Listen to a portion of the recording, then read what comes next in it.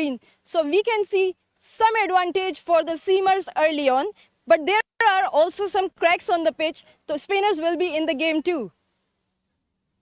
I mean, I think that is going to move a bit early on, and then as the spinners come on, the cracks on the wicket will support the spin bowlers as well. Now that the pitch report is done and dusted, it's time for the toss. We have Falak Sher with the toss.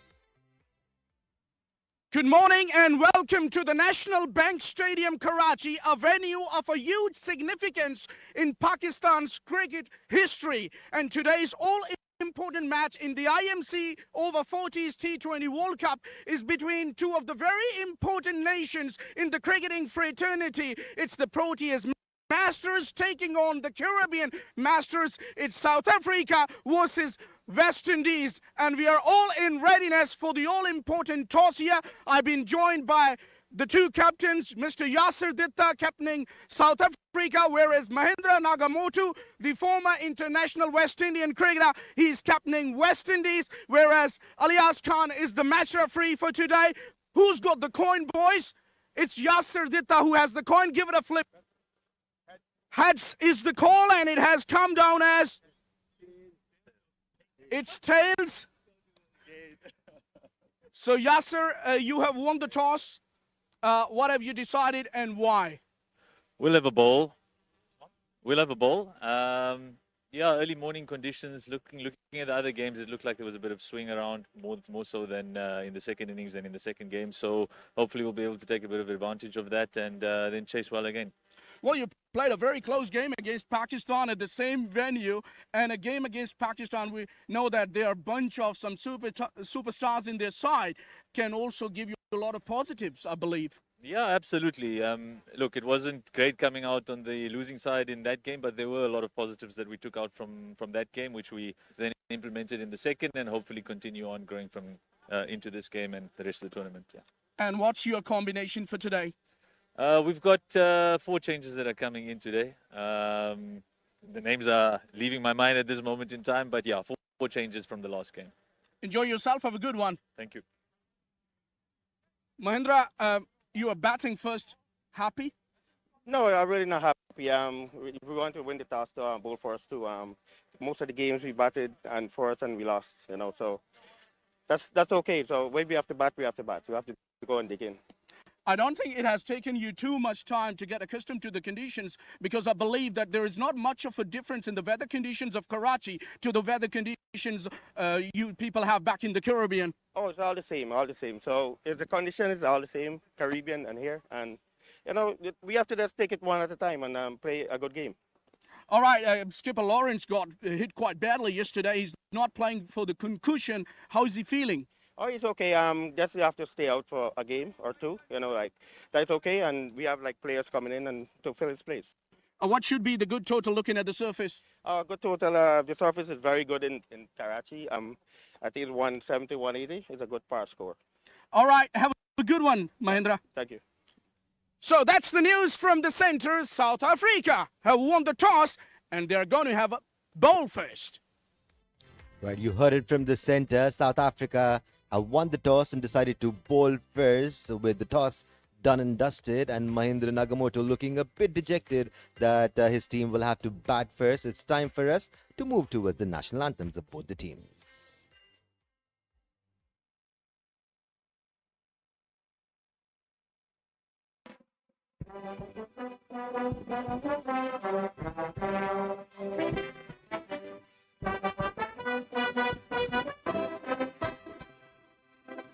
No thoughts brought us here to this region, but through it all, we have risen above.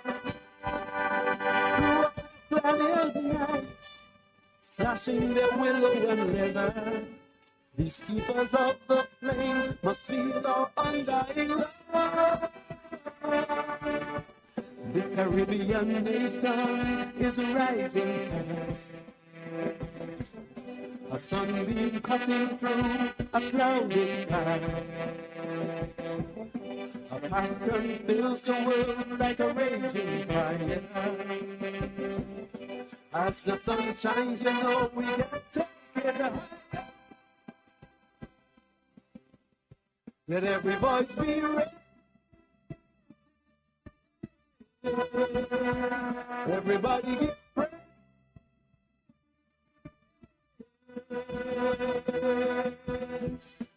Rally,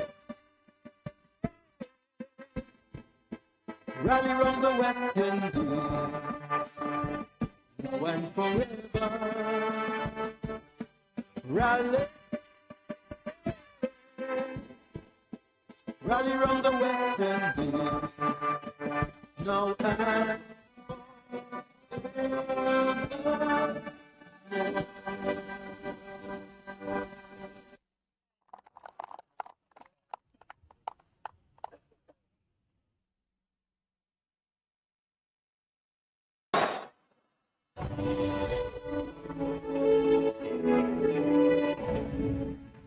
Si sigele Afrika, manu pagani su ponolayo, Izwa imitana soyetu, go sigele Afrika, sabolayo. Murena buluka se chabasa Yesu, ufedi se tindwale sweye, si buluke, si chabasa Yesu, si chabasa. South Africa, South Africa. Heidi love van onze Heer, Heidi liefde van ons Heer, voor ons heerlijke geluiders, dat die kracht antwoord geeft. Sounds the call to come together. United we shall stand. Let us live and strive for freedom in South Africa.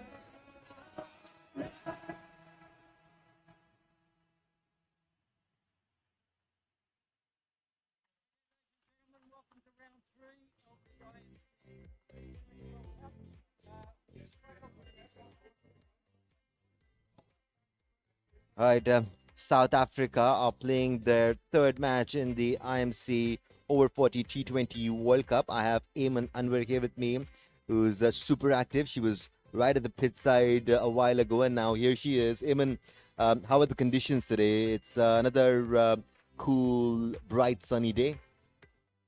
Hello and good morning to you, Danish, and all the viewers. Yes, it's a pleasant morning here in Karachi, and we are about to witness a great match between two great cricketing nations, West Indies and South Africa.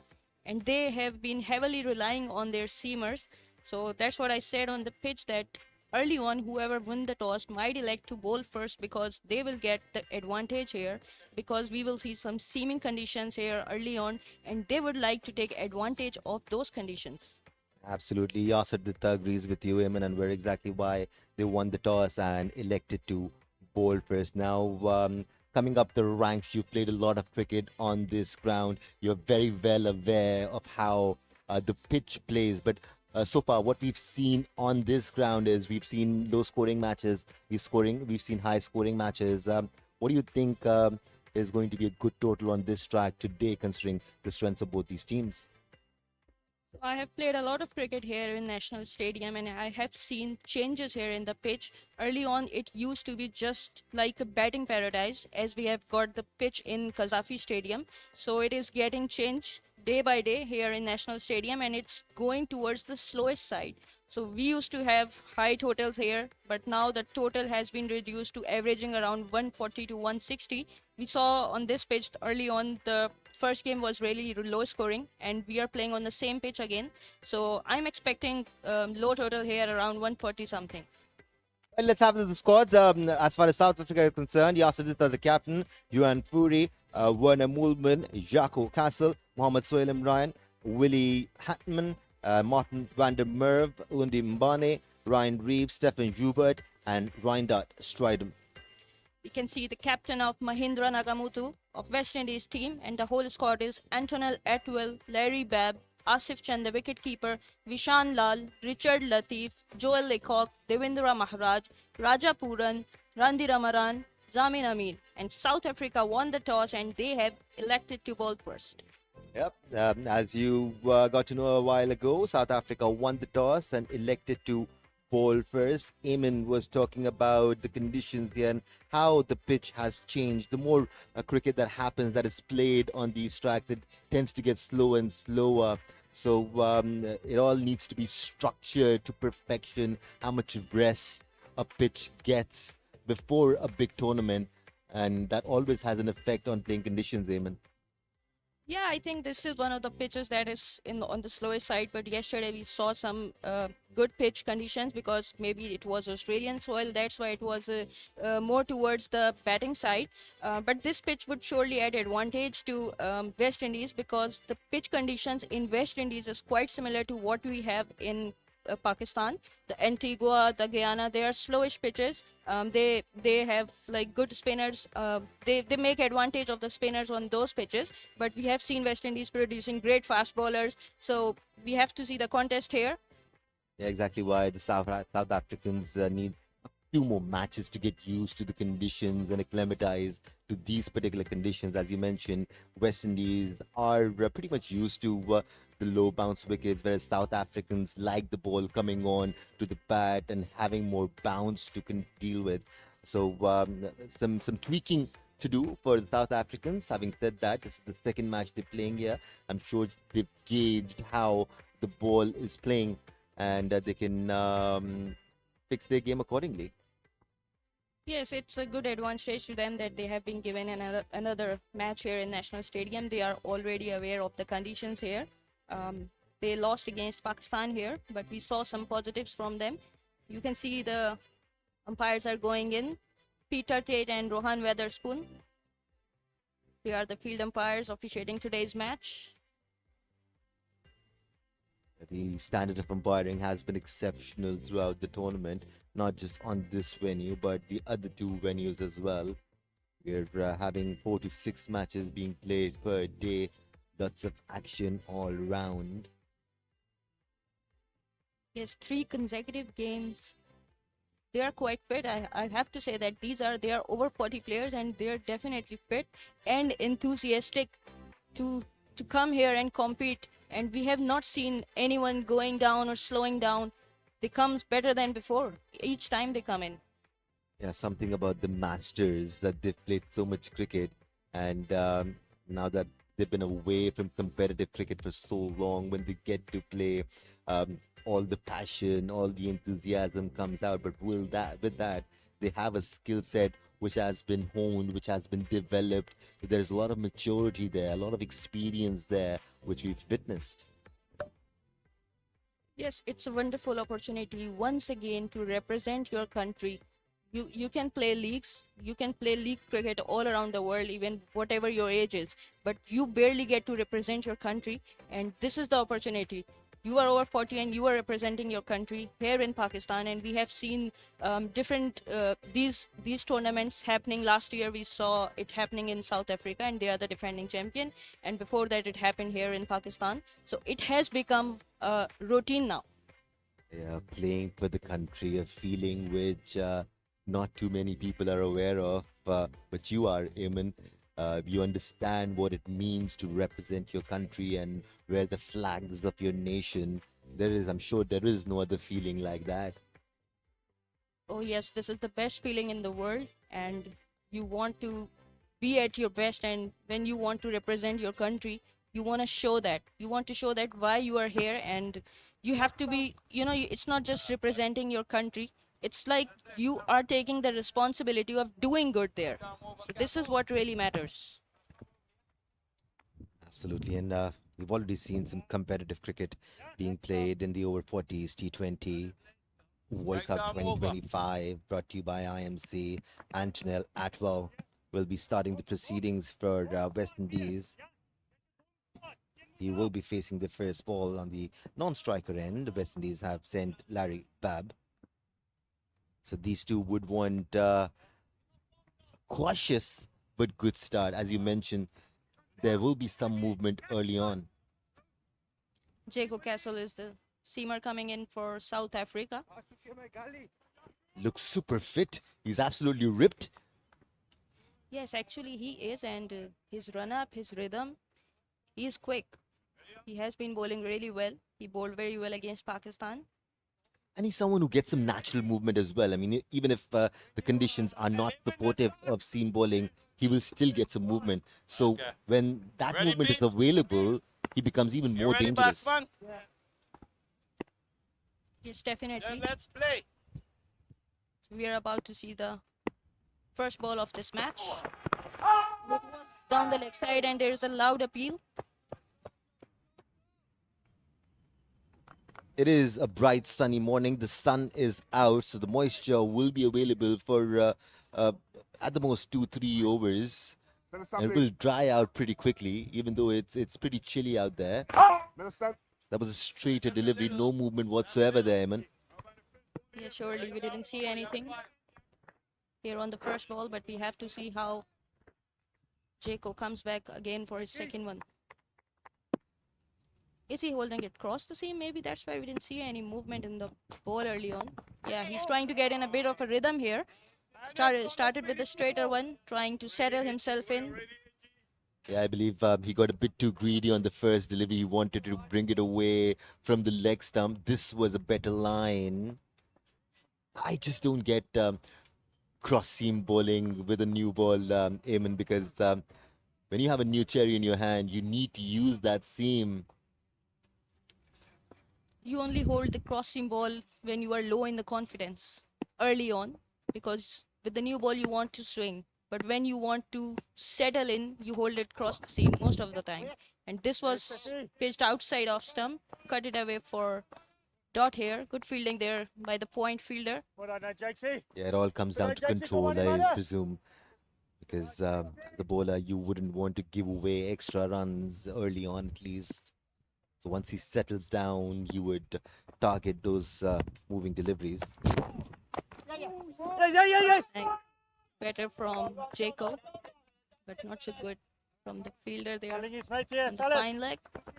Taking one run from his hand. Yeah, still a little leg side-ish for my liking. You would like to start from the middle stump and take it away from the batter. That's always a nightmare of a line.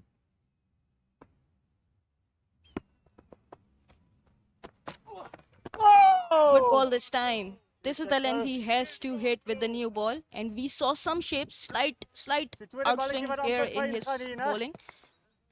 The ideal length for any bowler with the new cherry in hand. 9 out of 10 times you will trouble any batter in the world if you stick to it. Once again, we saw some shape on the ball, but it has been lofted over the head of the mid-off fielder, who has done well in the deep. Excellent effort this is from him, saving a couple of runs for his team. And good shot this is from Larry. It was over-pitch delivery from Jaco. Yeah, no matter what age group they play in, the South Africans are always spot on in the field. That was a superb effort. First, he ran back looking at the ball, always looking to reach. Ah, beautifully done. Beautifully done. That's good stuff in the deep. Saving a couple of runs for his team for sure. Have a look at this ball. It was way outside the off stump and very well lofted over the head of the fielder. And best effort this is from his fielders. And Yeah. good awareness. He came out and then picked the ball. Once again, the length was the problem there. A bit too full for Jaco's liking. Was in the arc of the batter to hit it over the head of mid-off. Once again, that's a brilliant effort. The awareness, the skill level you need.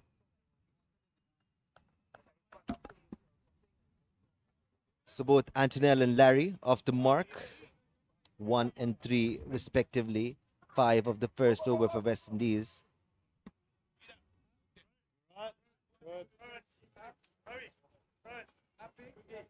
Very good first over for South Africa. They must be happy. Anything under 6 in the power play is an achievement. Yalundi Mbane will be bowling from the pavilion end. Here's how the pitch looks like today, Eamon. As you said, it's slightly on the drier side with some cracks which will assist the spinners. However, initially there is moisture to be taken advantage of. Yeah, surely it looks dry, but there was a tiny bit of grass which was actually wet, so we could see some early movement and the seamers skidding the ball away from the bowlers. Just the way we like it, Eamon. A bit of everything for everyone. There is room for the batters to play big strokes. The bowlers can express themselves, be it pacers or spinners. So ideal conditions. Yes, we surely expect even contest between the bat and the ball.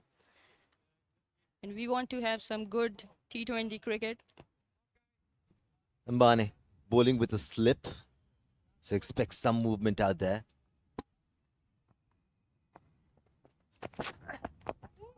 Started with a very good ball.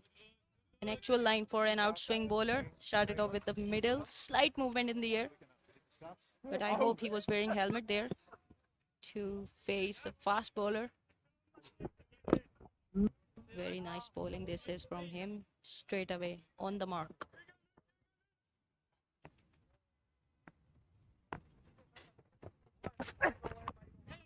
Once again, back of the lane delivery, and it has been played towards mid-on side for 1 run.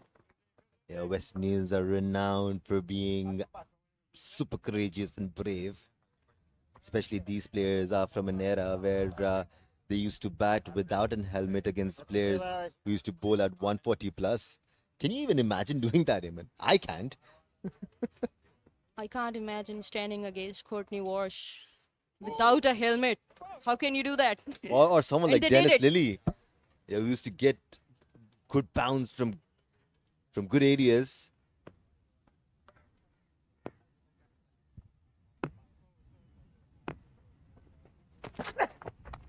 Once again, back of the length and edged away for 4 runs. Unlucky there for Lunde, and good runs coming up for West Indies. Unlucky 4 runs for them, but that's how it is in T20 cricket. You want to take everything. They already have one slip. Would you have one more? Considering the ball is doing a bit, at least for the first or a couple of overs, just add that extra bit of pressure on the batter, play with his mindset. Yeah, once again, it's T20 cricket, and you have to have attacking and defensive mindset at the same time. But what a shot this is! It's the cracking shot from Larry. Wonderfully played towards square leg fielder. What a shot this is! It was pitched outside the leg stump, and he played it beautifully. Yeah, typical West Indian exuberance there from Larry Babb. That came as a surprise. It was right in the middle. He just watched it right till the end and connected, timed it to perfection, went all the way. Yes, it was not a bad line, but it was a superb shot.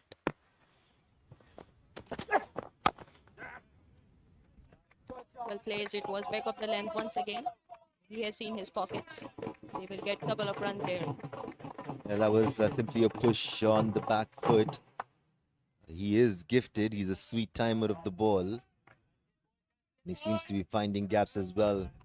If Larry stays there, he's going to make sure his team gets to a good total.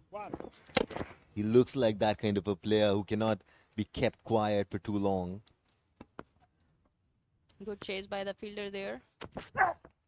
Oh, it was back of the length and not allowed any room to the bowler. He was nowhere, not on the front foot, not on the back foot.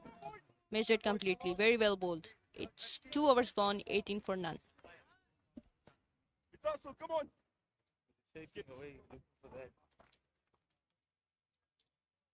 Yeah, that was the perfect delivery to end the over with. And it was followed up by that back foot punch from Larry. It was a trap set for Larry especially. He played it and missed it. Yes, he was getting the swing there, but it was brave of Larry to take that ball away from him. He played a very good shot on that just because he had his eyes on the ball and he completed his shot really well. He had his eyes on the ball till the very end, even though it was on the off stump, but yet he managed to throw it away. Yeah, West Indies will take the start 18 without loss. The South Africans would have liked a wicket or two here, Eamon. Yeah, they surely need a wicket here because West Indies are off to a very good start. They have scored 118 runs here at 9 runs per over. Started off with the wide, then they once again. Yako struggling to find his rhythm. He still hasn't been able to control the movement as he would have liked. Hence the cross seam option taken up. Good ball this time. Slightly back of a length and did only give La away tiri one man run. hard, né? Se viene se. He looks good when he gets it right, Eamon. Yeah, actually he has been doing good. He's trying a lot of things. We saw him holding it cross seam, but maybe this is the way he wants it. He doesn't want the batter to predict him. What's coming next? And he has the wicketkeeper standing up on him. So there is chance of stump out as well. Once again, back of a length, and it is the best delivery on this pitch. Within the stumps, he's keeping it very basic and very simple. Here in the power play, and that's what is required from him. Yeah, predominantly, the West Indians always play aggressive cricket. This time, very good. The ball actually rose a bit from the good length. Even the wicketkeeper is shocked to see this. Yeah, using his back on that occasion, Yako Castle. Hence the extra bounce. Well done by the wicketkeeper as well. It surprised Larry. He will have to be careful. He likes hitting through. This time a little bit of movement in the air and it has gone for 4 runs. So it was way outside the off stump and it is well played by Larry. Got the shaggy edge on the ball. No chance for the third man to have a hold on this. Yeah, he slashed hard at it. He did get an outside edge, but it went over short third man. Barely over him, as you will see in this replay. He was interested for sure, but went over his head. 4 more added to the tally. Yes, with third man up in the ring, this is not a very good line he should be looking at. Yeah, Yes. better this time. Came back into the stump and very well played. This is from Larry. Got 1 run. Yeah, Larry hasn't been tested enough from these bowlers. As you pointed out, he's been trying to do a bit too much, Yako. He probably needs to settle down and just keep on targeting that spot and ask Larry to make mistakes. The way he plays, he will. Oh, good ball this time. Wanted to play a full shot on this, but the ball skidded off the surface. It was short, but it came quickly on the bat. So after 3, West Indies are 25 without loss.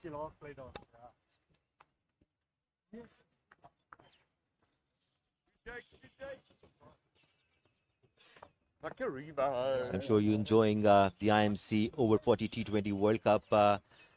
But some good news came out of UAE last night where the Pakistani young guns won the Rising Star Asia Cup in the Super Over. It was a proper thriller. It was a proper nail-biter. All the young lads did really well throughout the tournament, Eamon, and it fills me with joy looking at the next generation doing well. Many congratulations to the Rising Star for winning the Asia Cup. It was tremendous efforts from the team. We saw that each one of them contributed towards this victory. One thing is for sure, Eamon, when it comes to Asian cricket, the future is bright. Not just as far as Pakistan is concerned, but the Bangladeshi team have some really, really impressive options. Lunde is back again, straight away back of the length, and bit of misfield there from the point fielder. You don't get to see that too often. A rare misfield from a South African fielder standing at gully. They've got a legacy as far as that position is concerned. Herschel Gibbs, Jonty Rhodes. These guys were superhuman. Yes, that's the most difficult place to field on because the ball is always rolling there. So you have to have some quick feeds there.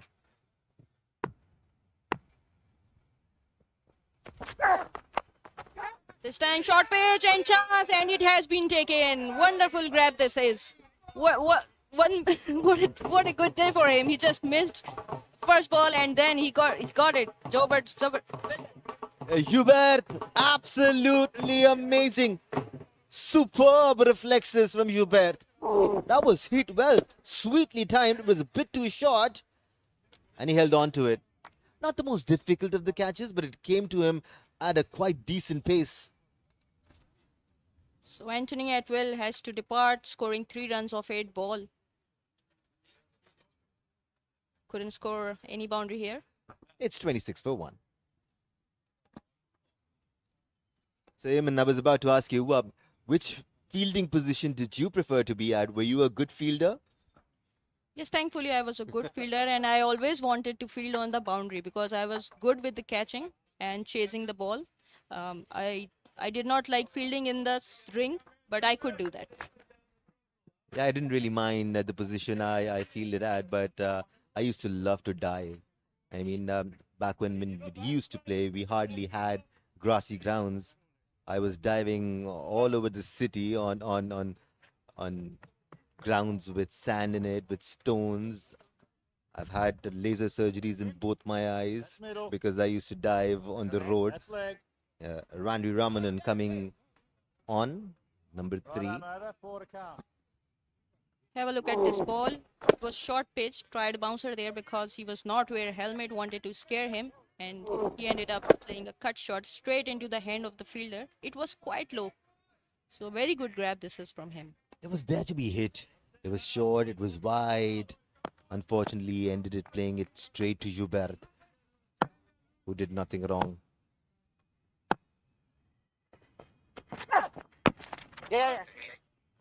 Once again, short pitch delivery from Lunde. Wanted to glass it. Got 1 run off it. It's not the ideal length on this track, I presume. The ball is still new. He can afford to pitch a bit up. A few inches, probably. Yes, you are right. Anything in the 6 meter would be good on this pitch. But they are keeping it back of the length because they are not going after the wicket. They are going in containing here in this power play. Especially when it comes to Larry, you've got to set that trap for him. You've got to feed him in that area of uncertainty and ask him to go for it. This time, wide ball from the leg side. He wanted to try something here. I heard a noise, loud noise. Maybe he pushed a little too much in this ball. He wanted to deceive the batter, I believe.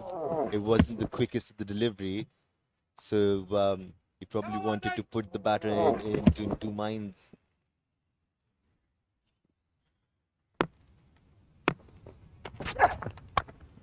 This time way outside the off stump and very well played shot this is. Off the back foot.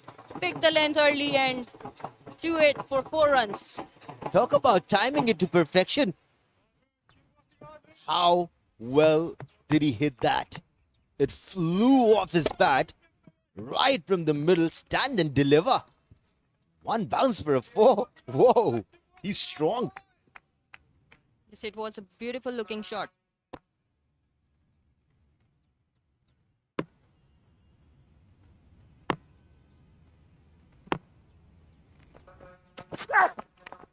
Oh, well bowled this is. Got the man. Bowled it a little back of a length. Nowhere near the ball. Neither on the back foot nor on the front foot. And good grab this is from the wicket keeper. Another breakthrough for South Africa. Exactly the trap I was talking about. Lundi Mbane finally having the last say. Getting his man. Larry was looking really dangerous here. That was the perfect delivery to be bowled against Larry. Too good this is from him. Just the batter. And he kept his weight on the back foot. He has to depart scoring 25 runs of 14 balls here. Scored 3 boundaries. with 4 runs and 1 6. Yep, it's 32 for 2, West Indies.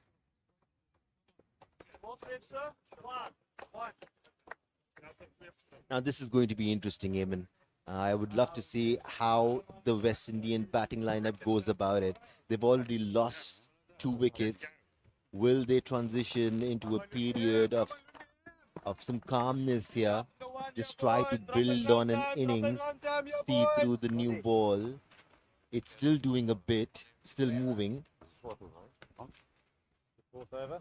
This is what the situation is demanding from them because they have lost 2 early wickets here.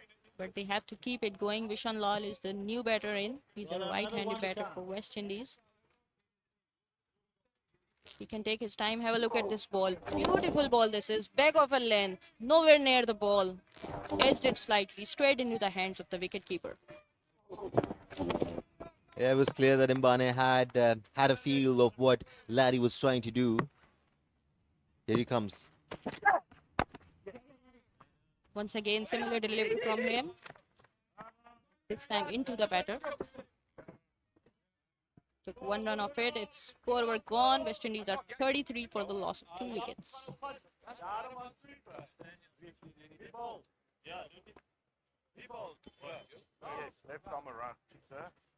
June 247 travels Henri, Divan Motors and Abid Dubai along with many others. All stakeholders of IMC Over-40 T20 World Cup.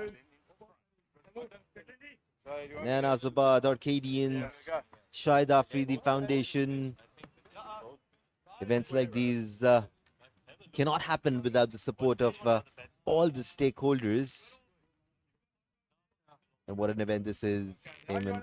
Anytime teams from all over the world come visit, it's always a festival. Yes, it's a perfect start of the tournament, I would say. We are into the day 3 and we have seen some competitive matches. Very low scoring matches being defended and high scoring matches being chased down by the teams. So we are seeing some competition here in this tournament. Now, all eyes on that BMW from Divan Motors. We keep looking at it.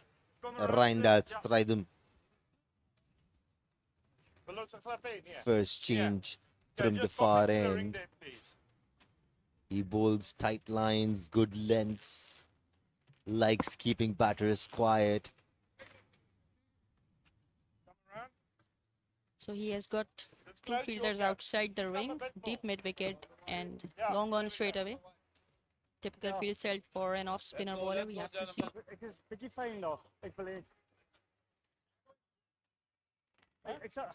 The ump making sure that there aren't too many stoppages in the game. He wants the fielding side to get on with it.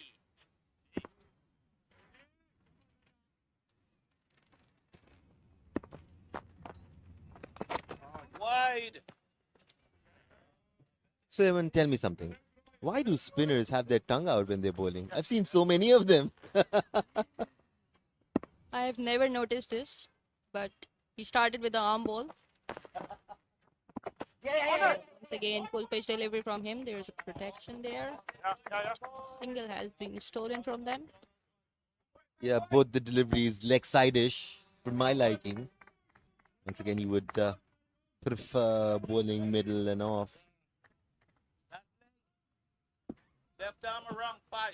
Yeah, he can bowl in the middle because he has got 2 fielders outside the ring and they are protecting him on the leg side. So this is the aim, to keep the ball in the stumps, and this one was bowled beautifully. It came in from the 4th stump, deceiving the batter completely. Yeah, he's getting some drift because of his action. Bowling wide-ish of the stumps. It came back with the angle of the arm. Never easy. Once again, similar delivery. Very good bowling. This is from Reinhardt.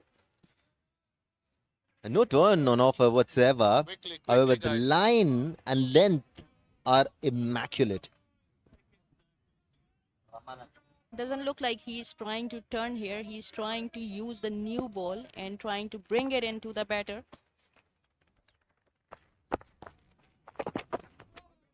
Once again, on the leg side, unable to make a connection here. Another dot ball added for West Indies.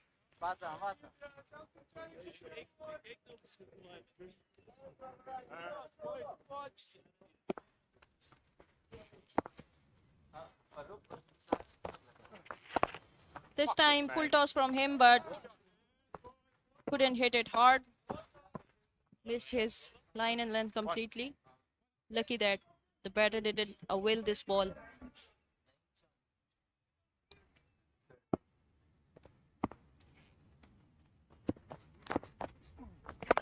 Oh, very good ball this is once again. Within the stumps at the good length. Very good over once again from South Africa. Reynard went for 2 for his first over, so it's 5 gone, 36 for 2. At the end of the first 5, here is the beauty. Absolutely gorgeous. Our director in charge needs to stop showing us the scar because we might run away with it. Stop it. All right, with that, it's time for a change in the comm box. Replacing us are Farooq Riaz and Mr. Naeem Chan, all the way from the Caribbeans. Over to you, boys.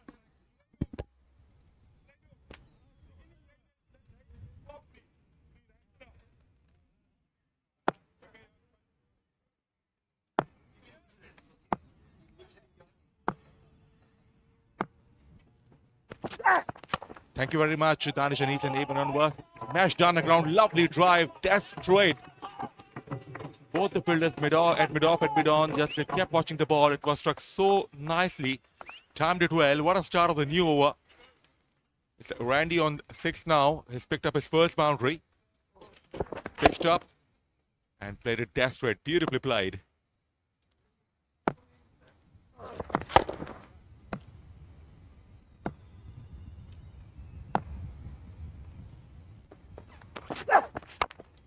Heaved away to the onside, hasn't timed it well. There's a slipper out there from deep square leg, just one. It's a decent start, although they have lost a couple of wickets. A decent start for the West Indies. And in the comm box, I have been joined by our guest commentator, Naeem Chan. Welcome and good morning. Good morning to you, Farooq. Good morning to Karachi. And wherever you might be picking up this telecast, brilliant sunshine streaming down on the National Stadium. Pleasant spectacle.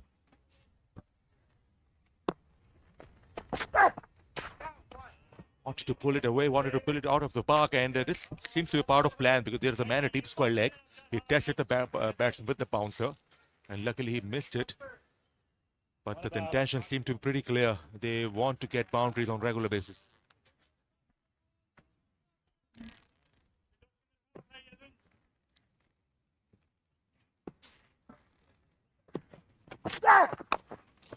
Bad line, but flicked over to the onside. He wasn't in control though, but he's got single in the end.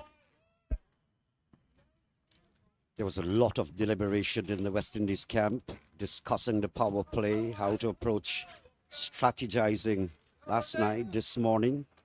But they have not been getting those starts. They've lost a game, they've won a game, like South Africa. 1 win, 1 defeat. Here's a chance. Wicketkeeper wants it. It's a simple catch. Yes, no trouble at all. He has got a catch with the gloves on. And West Indies have lost another wicket. He wanted to heave out of the park. Leading edge and a simple catch behind the stumps. Randy Ramanan there, not getting to the pitch of the ball. Head in the air. These are some of the cardinal sins when you don't get to the pitch. If it's at a good length, you got to cover up and let it go outside the off stump. Wicketkeeper slightly struggled there, but in the end, good grab. Randy Ramanan goes for 7. It's 42 for 3 on the board, West Indies Masters.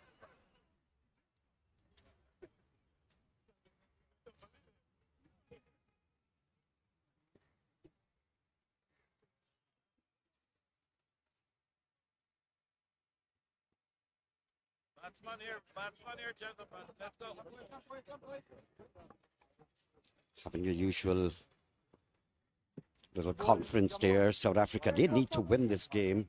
Winning, and it's not only about winning here, Farooq, it's all about getting a proper net run rate.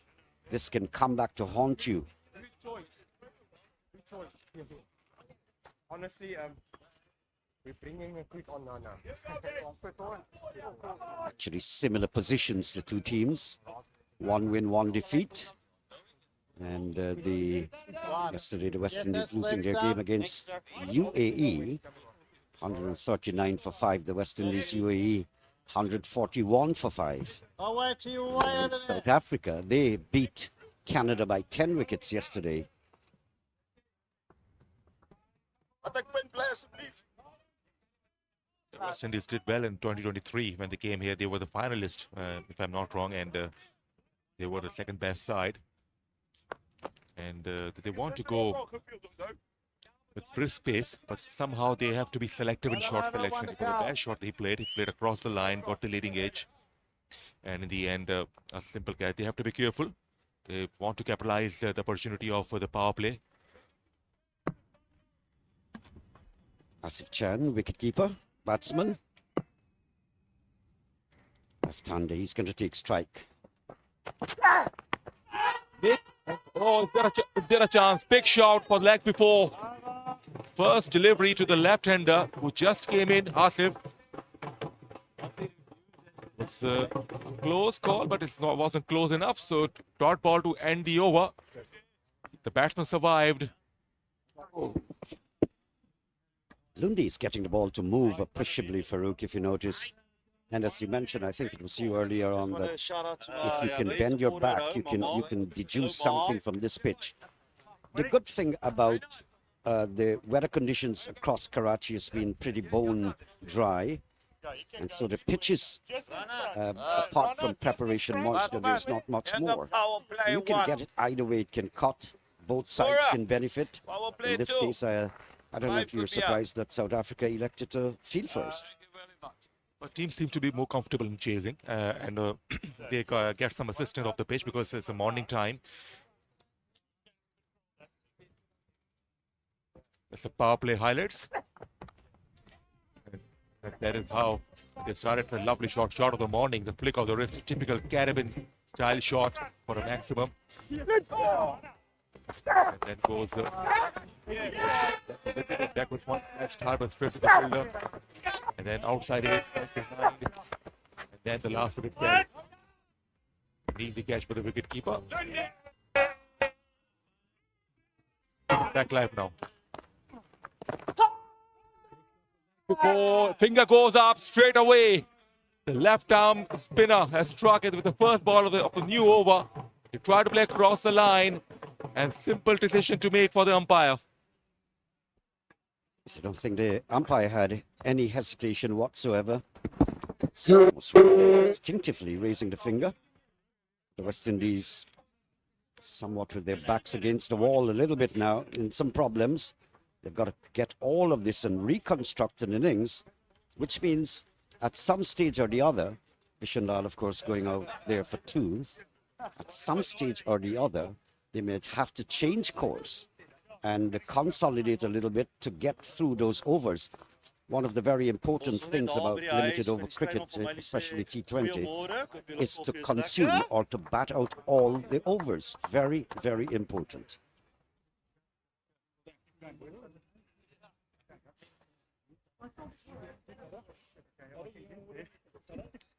No, well done. They are in a spot of bother. West Indies, they're trying to heave everything, and there's still plenty of overs to go, and they have lost nearly half of the side. The current run rate is the fraction under 7. They've got to be a little cautious. The power play has been lifted, so some extra protection at the boundary as well. So, but there are some opportunities to take ones and twos. That is Midland Lake. You have left arm around 5. Richard Latif. Okay. He's also a little pinch hitter. Himself and Larry Babb are the 2 big hitters in the squad. That is how he got out the leg before the back live.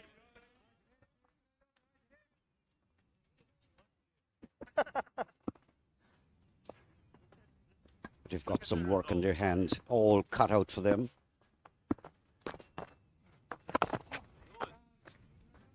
It's off the mark now. Rashid Latif.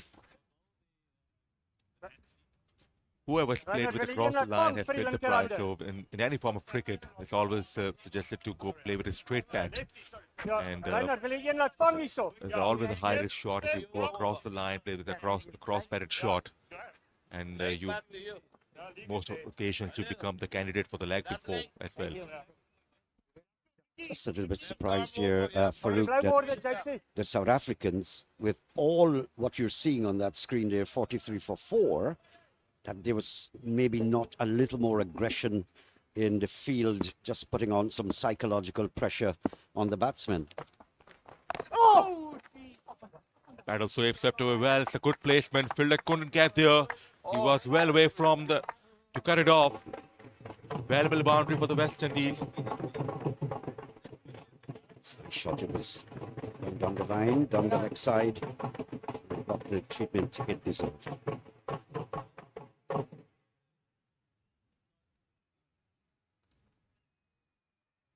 Nice shot from Asif.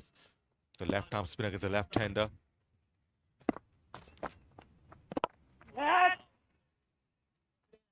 I'm seeing something that I like. That particular stroke, you play it with soft hands. You can practically, you're short for one, and the possibility exists for you to come back for a second.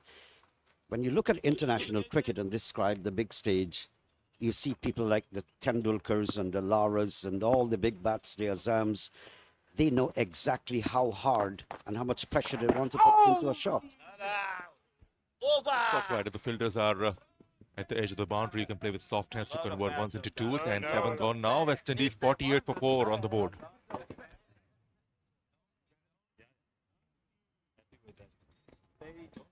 Beautiful weather conditions here in Karachi. The sponsors we have: Don Corrado, Shahid Afridi Foundation, Marfor Stimulant Drink. So thanks to all these sponsors, made this tournament possible here, and we got a good response as well.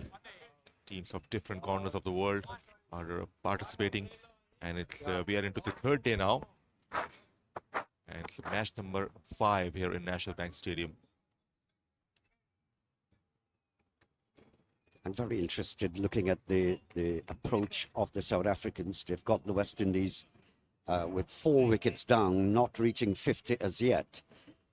You've got to have your tails up. You've got to snatch every possible opportunity available.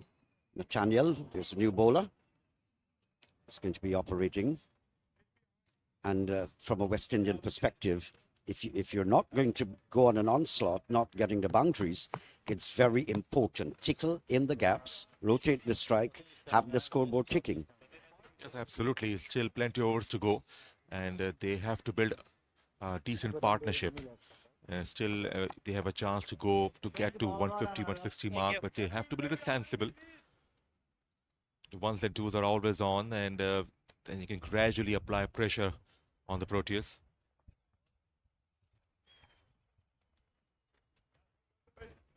They've got 4 men out on the boundary, so you can actually read the mind of the South African captain. He's not going to take too many chances. He wants to restrict those little 1s and 2s, and I hope that the batsmen are paying attention to those factors. The onside, whenever your camera goes around, you're going to see there's a lot of territory there for 1s and 2s.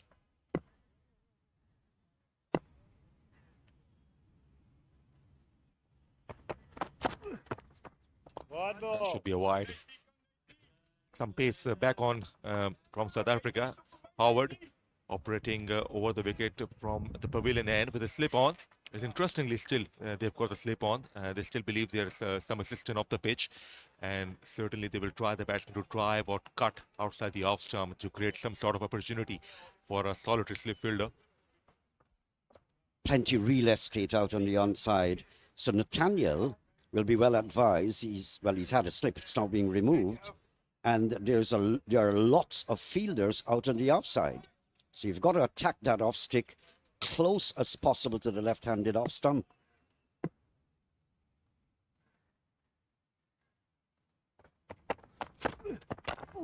Oh, that's well bowled. Very full attempted Yorker.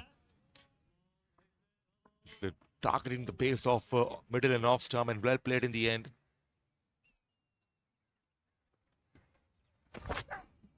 Follow wickets. The first one couldn't get the elevation right straight to the fielder, then got behind.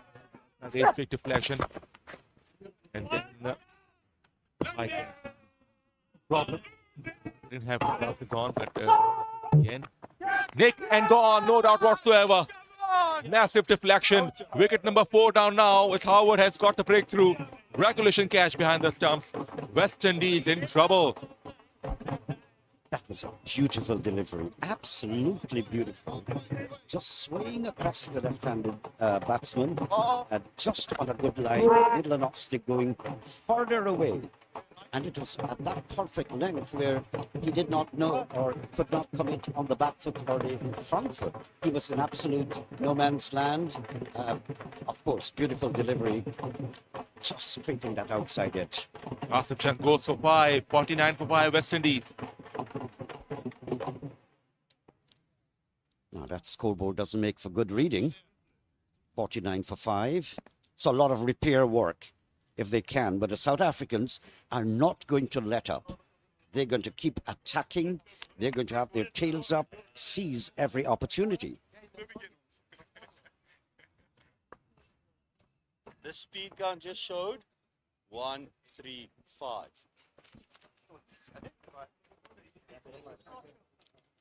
And Nathaniel, the first delivery went down the leg side, and how well he has bounced back. That was an absolutely great delivery. Just a ball before the bowler removed the slip fielder and brought it towards mid-wicket, and gave the impression there could be something on middle and leg stump. Then he bowled outside the off stump, the shaped away nicely, enticing the batsman to go for the drive, and massive deflection. Wicketkeeper finishes off the job. Lovely delivery, and it's a wicket-taking ball, and that is how he got out. Massive outside edge. Wicketkeeper easily moved to his left to grab it. South Africa on top for sure. New batsman, Mahendra Nagamutu. Well, many people might know him. He played and represented the West Indies at the one-day tournaments, test matches. He was the leading first-class wicket taker in the West Indies as well. If you notice the number, whenever he turns around, you get a sight. 370 first-class wickets. He has got lots of experience. Nagamoto he's a wrist spinner, and gotta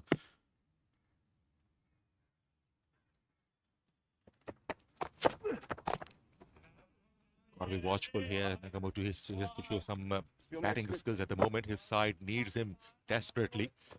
Still, we are away from over number 10, and half of the side has been dismissed. The slip is back on, and for the new batter. He was previously at mid-wicket. Now he's been asked to get the first slip position. We have mid-off, extra cover. Mid-on at mid-wicket, inside the circle. Going for the quick single here. Off the mark. Very important that you measure your fielders and have an idea of your environment, whether you need to play hard, soft, pick up converting ones and twos. There's a survival issue here now for the West Indies. A lot of reconstruction, collateral damage, may I say. Excellent over from Howard. One wide he conceded, but he has been spot on since then.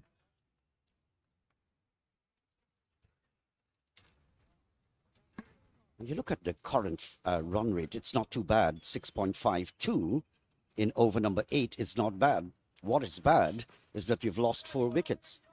That's leg.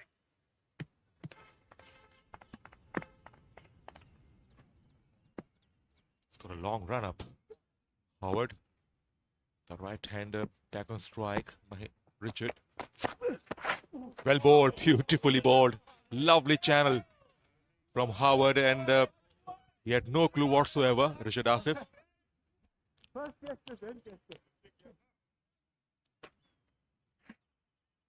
I'm glad to see that slip has been retained by South Africa. If I were possibly the captain, a little more pressure might not be too bad. You have these batsmen in their shell. Now is the time to continue applying that pressure. Marcel back to the fielder at mid-off. So over number 8 has come to an end. 50 for 5 West Indies.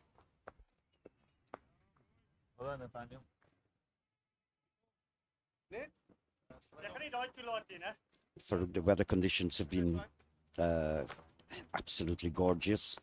Nice, beautiful sunshine. Good morning, Karachi. And there was so much of fun that we are having with the other cricketers in the hotel. Nice atmosphere, camaraderie. And may I say, I'd like to thank your television station as well for having me as a guest on your panel. Yes, absolutely. We're happy to have you. So, is it your first visit to Pakistan? Have you ever been before? No, I've never come here. A pretty long, excruciating journey. We were all jet lagged, some 15 hours out of JFK to here. And then coming from the Caribbean is another journey. So it was about a sleep and wake. And when you get here, you're 9 hours ahead of your home country. So it's all sorts of confusion with you. Well bowled. His left arm spinner back. It says 1 for 8 for Reinhardt. It's into his third over.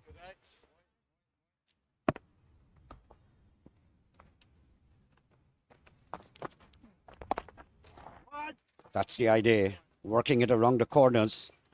Just keep that scoreboard ticking in a gentle way, even. That should be the idea. Just tap the ball around for ones and twos and then apply some sort of pressure. And just wait for the bat ball to dispatch it for the boundary. Both the batsmen are new to the crease, to fresh pair of legs. And for the big shot, and couldn't connect it. Field chance of a run out here. Sloppy work that allowed the batsman to go for one.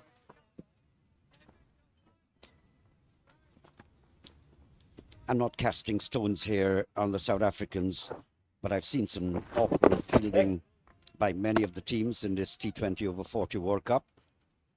And then we have seen they have tried to stop the ball with their feet on most occasions. Somehow they're trying to show some football skills. That could be dangerous as well. I've seen a few boundaries given away that way. Thing is compensatory, that you can say that they're getting on age too. Many of them can't run and bend at the same time. Yes, it's not as easy as at the young age to bend your back and to put the dive in at the right time. And so they are relying on their feet. Inside the circle, if shot is not struck hard, it's quite okay, but sometimes it could be dangerous for the gone this time. Clean him up. Oh dear, went for the big heave. He missed it altogether. And stumps have been disturbed again. Latif characteristically is quite a swiper of the ball. That occasion deceived absolutely left arm there. Deceived in the air, and it was the one coming back into the right-handed batsman. Absolutely out and in disarray, and completely beaten and out. He's gone for 2 after bowling of Reinhardt.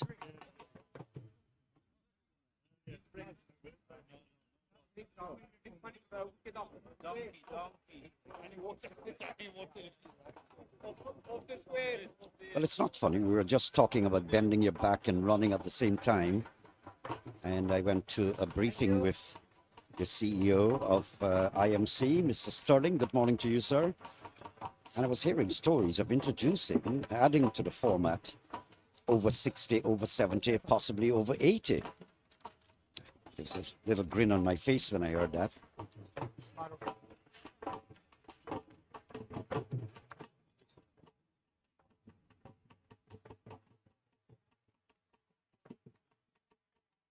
Usual thing, a wicket has fallen in the 9th over. So they're going to have their little bit of refreshment, little discussion. The West Indies also engulfed in their strategies, what can be done at this stage. The South Africans, I guess they're saying there, Farouk, we got to put this pressure on. Killer instinct. Yeah, Yes, still they can bounce back. Still there is a possibility, and most occasions, even we see in international cricket, some tailenders come to the party and they just get handy 20s and 30s runs to get a respectable total for their side. But still, at the moment, it's plenty of hard work to be done. Also, maybe in the end, net run rate can come into play if you lose badly by big margin, if you chase down very quickly, or just put a small total on the board and then opposition chase it down very quickly. So obviously, net run rate can hurt you badly in the end. Well, South Africa, I believe, if the West Indies goes down below the 100 mark, they would try to get those required runs as quickly as possible to carry up their net run rate. That's quite right. Suffice to say, Farouk, that they have the highest net run rate, over 2. Figure. Yes. Can you share some numbers if you have? The results they have for the last 2 games. Maybe they lost to Pakistan.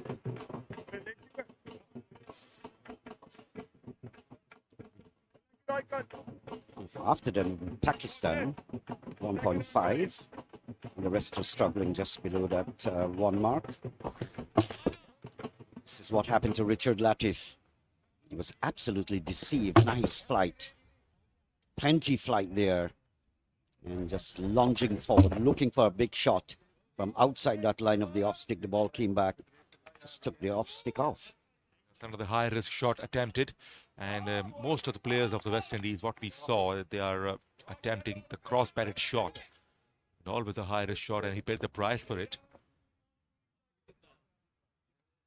Yes, South Africa 2.134 net run rate. Pakistan is next in line, 1.5. The rest are below, actually. And suffice to say that South Africa, they have not won the most games, maximum.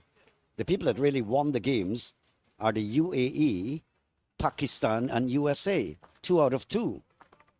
That's great, but still a few more matches to go, and that run rate factor can fluctuate in any direction. In Pakistan, in the first game, they didn't post a big score, although they won by 3 wickets against South Africa.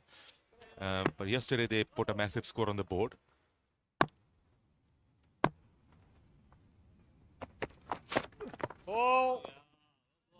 Tamil had a very, very impressive first over. First delivery went down the leg side. This one is going down the offside. No ball signal by the umpire. Overall, they have been disciplined, South Africans, but the no ball, the first one. Howard, who created the breakthrough in his previous over, it was a lovely away-going delivery, but it started off with a no ball. Gentle pace, but the run-up is pretty long.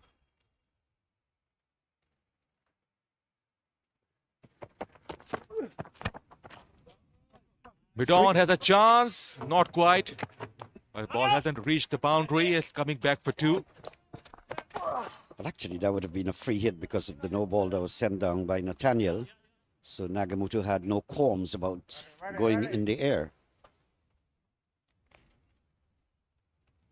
I must be disappointed he didn't get the boundary. It was a free hit. He attempted to clear it over long on. In the end, just got 2.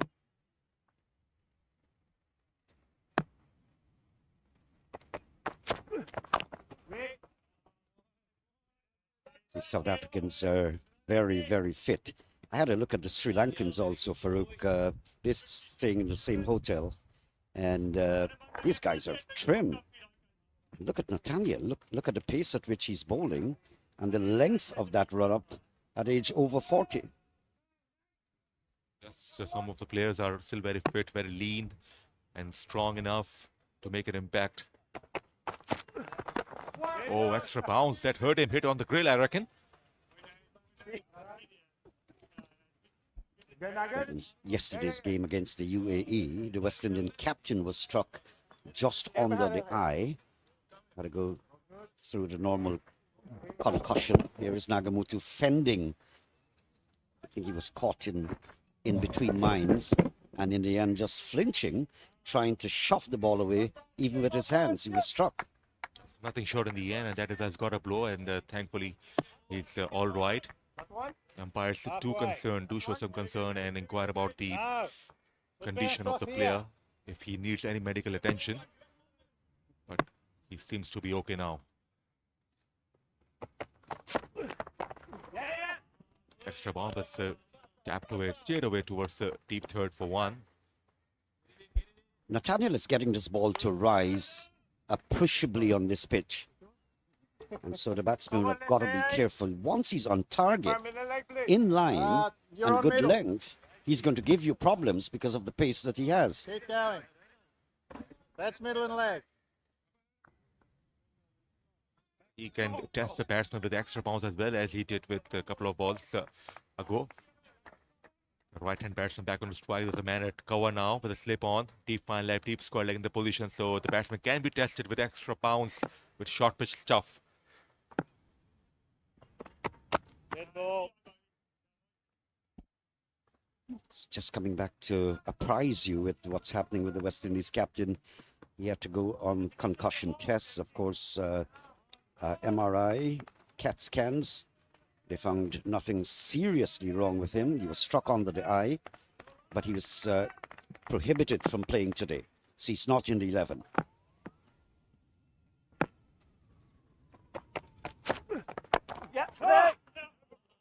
Good bowling, excellent bowling from Howard. It's been spot on with his line and length. His West Indies finding him difficult to score off. I want to believe, it'll be interesting to know whether the South Africans will want to bowl Nathaniel after this or just save his 2 overs coming down to the back end. But you've got the West Indies with 6 wickets down. For me, it's bowl him out.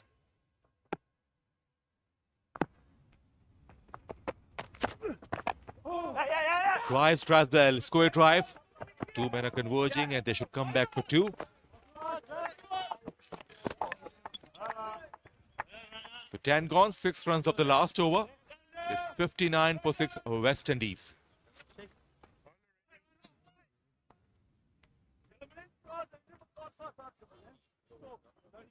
Good night.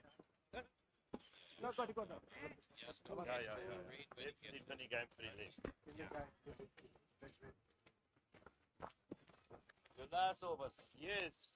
It's 59 for 6 West Indies. 10 overs gone. I was joined by Mr. Naeem Chand, our guest commentator. He came all the way from the Caribbean. Thank you very much, Naeem. It's a pleasure to have you here, and we'll hope to see you again in the com box. West Indies batting scorecard is a sorry-looking scorecard.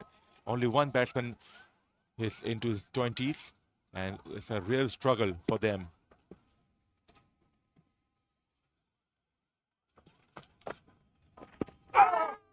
Shot for leg to 4, not given impact is outside the off stump. Now time for the change in voices. It's Manzar Naqvi and Falak Sher will pick up the commentary now.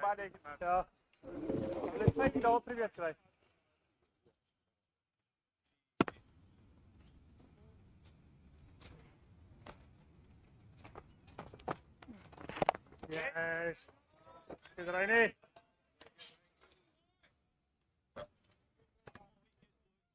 Thank you so much, Farouk and Naeem Chun. West Indies. Sort of a rebuilding process for them. 6 wickets down already. The captain's in the building. He wasn't expecting himself to come to bat that early, was Mahendra Nagamotu.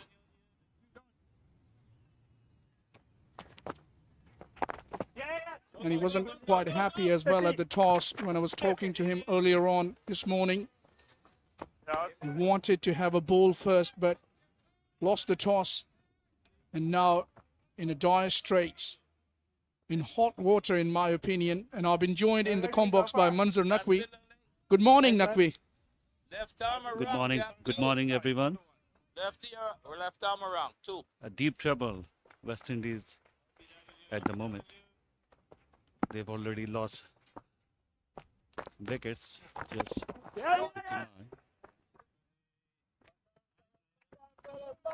Well, the spinners have been very effective so far in this innings. Reinhardt has been very economical, and he has bowled according to the plan. He has taken 2 important wickets as well.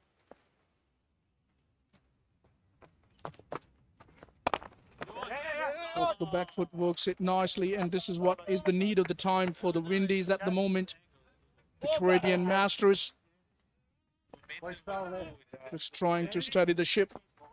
11 bowled, it's 62 for 6.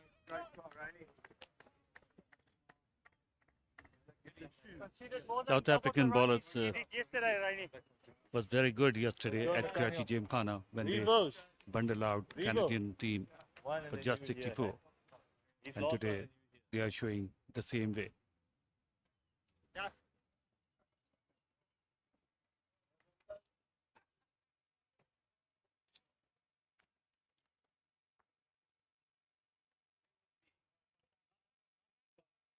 Well, they bundled out Canada yesterday for just 64, did South Africa. And Nathaniel Howard was the pick of the bowlers, took a fifer. He was almost unplayable. At one stage, he was on a hat-trick. And he's continuing his bowling. He's been very impressive so far in his 2 overs that he's bowled.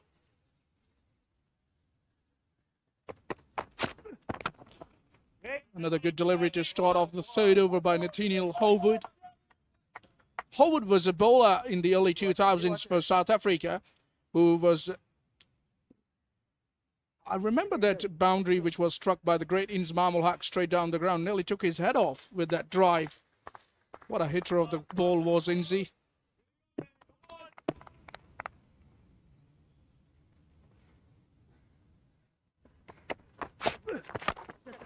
That's a big swipe there by the left-hander and gets the ball in the gap.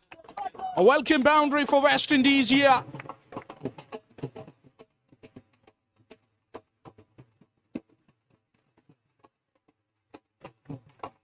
अच्छा stroke था और गेंद थोड़ा आगे गिरा जिसको mid wicket boundary के बाहर पहुंचाने में कामयाब रहे batter.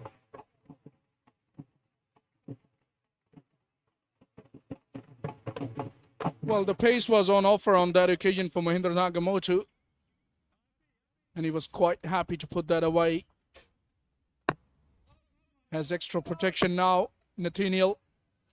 A man patrolling the mid-wicket boundary and also a man back at the cow corner boundary.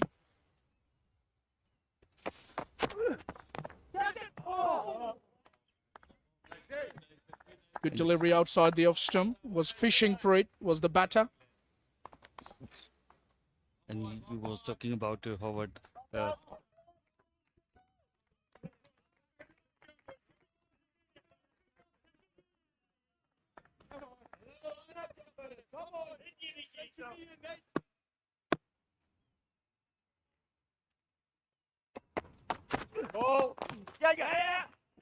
That one got big on him.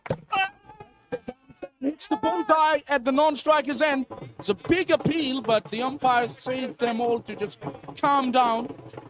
And he refers the decision to the TV umpire.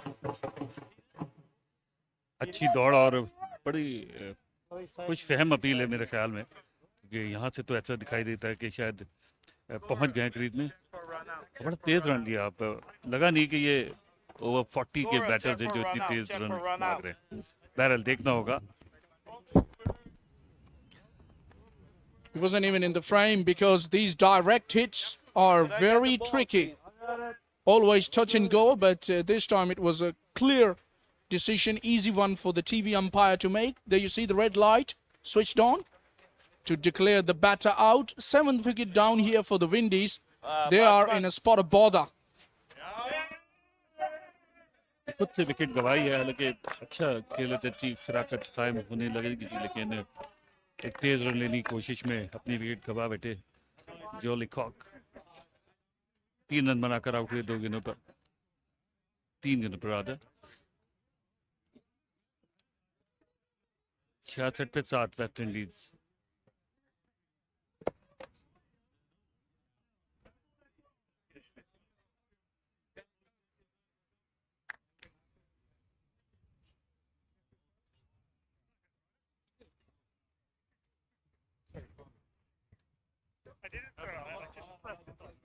That was a leg bye.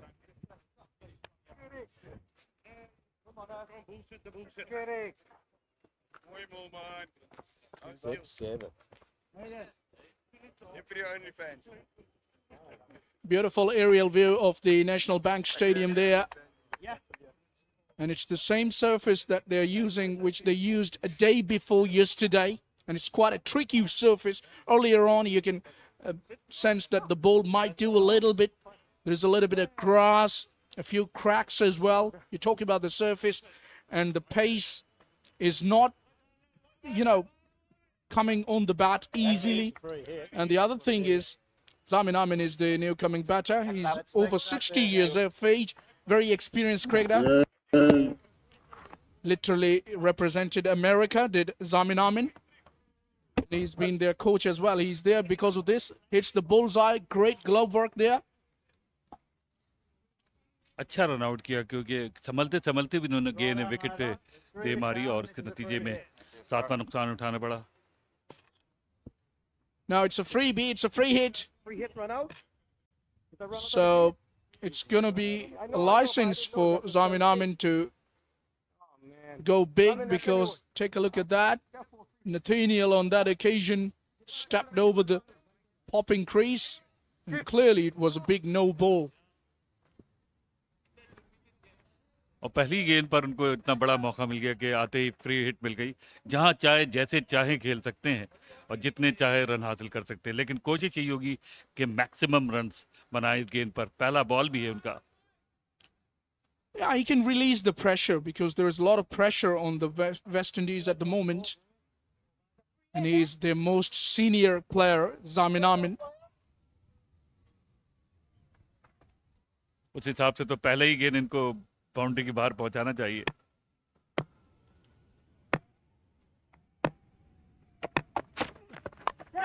Oh, nicely guided away, and that's the boundary they were looking for. Very good start for Zamin Amin to his innings. अगर गेंद की तारीफ की जाए तो वो भी अच्छी बॉल थी और बिल्कुल एन वक्त पर उन्होंने थोड़ा सा अपने बैट को एंगल किया, और क्योंकि बेखौफ होकर खेले कि आउट होने का कोई तो खतरा नहीं था और फील्डर मौजूद नहीं था थर्ड मैन पोजीशन पर, तो 4 रन हासिल हुए पहली गेंद पर जामिन को फ्री हिट के नतीजे में. उन्होंने अपना स्कोर बोर्ड भी आगे बढ़ाया 4 रन के साथ.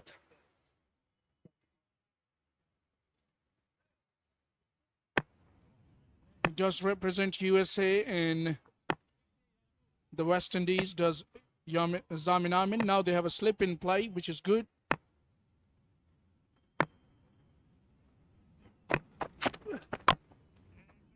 Good delivery, good comeback delivery by Nathaniel. Well, they know that he's very young at the crease, is Zamin Amin, so it's a very, very good ploy by the South African captain, Ditta, to have a slip earlier on, just to make him feel that there is a slip in play, so he can't attempt those tricky shots on which he got the boundary in the very first ball. वक्त के हिसाब से तो young है, लेकिन खेलने के हिसाब से यंग नहीं है. That came sharply into the right-hander. Was clearly missing the stumps. There was a soft inquiry as well. And with that, it's end of the over. Another successful one by Nathaniel. 12 done. It's 71 for 7. Come Yassi bhai. Boy.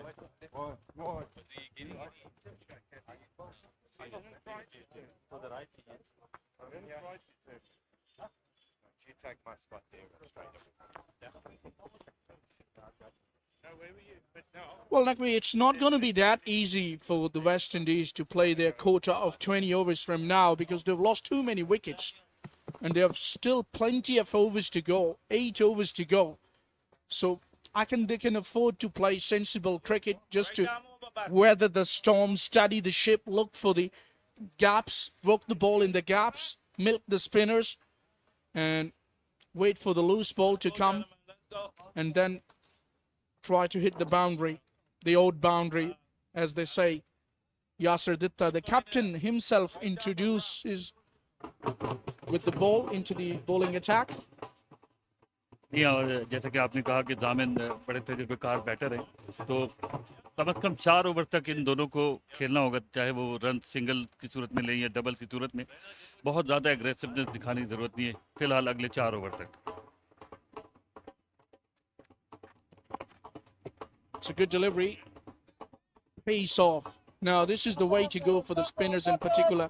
Because if they don't provide the pace to the batters, they're going to be very, very dangerous. And this is what we have witnessed on this surface in the 2 matches that were played day before yesterday.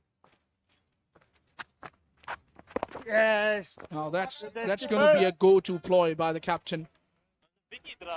ये जिस तरह आपने बात की, परसों भी जिस तरह बिहेव किया, तो बहुत ज़्यादा हाई स्कोरिंग मैच नहीं रहे, और यही वजह है कि आज भी उसी पिच पर है जो परसों जिस पर मैचेस खेले गए थे। Nicely worked on the offside this time for a single by the left-hander. So there are plenty of fielders covering the boundary, but I think they can still afford to have more attacking field placing, in my opinion, because the West Indies are in no rush and they are 7 wickets down already, so they can afford to have extra 1 or 2 men inside the circle. What do you make of it, Nakwi? But don't forget, this is a West Indian team and known for its aggressiveness. So you can't afford to fielder stay in the circle.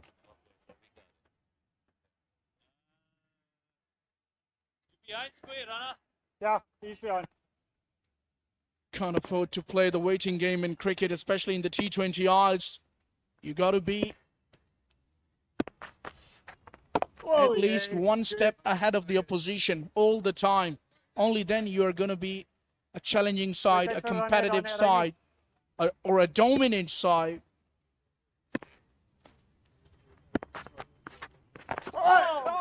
This is good bowling, very accurate bowling by Yasir Datta, the captain.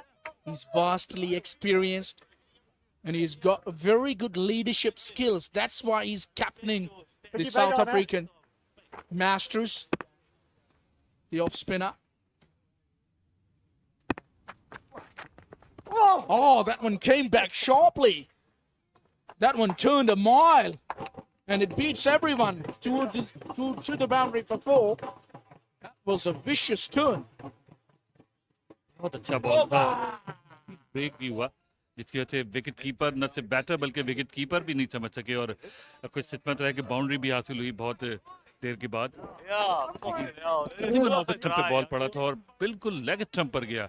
हालांकि उन्होंने room बना लिया था इस shot को खेलने के लिए, लेकिन शॉट नहीं खेल सके। No, that last delivery, Nakvi, has left a huge question. I get the feeling that it might have hit one of those cracks, because there are a few cracks on the surface, and I wonder with the sunshine at this point in time, maybe they've started to open up, because the dew slowly it's going to just get off, get away, and the surface is just drying up a bit, and this is going to be more dangerous for the batting, because the spinners are definitely going to be effective. Rian is the new coming bowler. He's a medium pacer. जो आपने बात की कि university and से आपने गेंद थोड़े से क्रैक्स हैं और उस पर गेंद पड़ के ब्रेक हुए, लेकिन हमने यहाँ से भी पवेलियन एंड से भी देखा कि जब फास्ट बॉलर ने गेंद की तो 2 से 3 गेंदें बड़ी हाइट पर आई, मतलब गैर मुतवक्के तौर पर हाइट पर आई, जिसके वजह से बैटर्स को परेशानी का भी सामना करना पड़ा था। Swing and a miss. Yeah, you're quite right, because the bounce has been variable, inconsistent, and when this is, on play, it becomes very difficult. The batting becomes very tricky. It's not that easy. तो देखा जाए तो आज दोनों and से जो pitch जो है वो परेशान कर रही है, बैटर्स को खासी मदद मिल रही है, बॉलर्स को, खासतौर पर साउथ अफ्रीकन बॉलर्स को। अब देखना पड़ेगा सेकंड इनिंग्स में जब वेस्ट इंडियन बॉलर्स गेंद करेंगे कि उनको इस पिच से कितनी मदद मिलती है।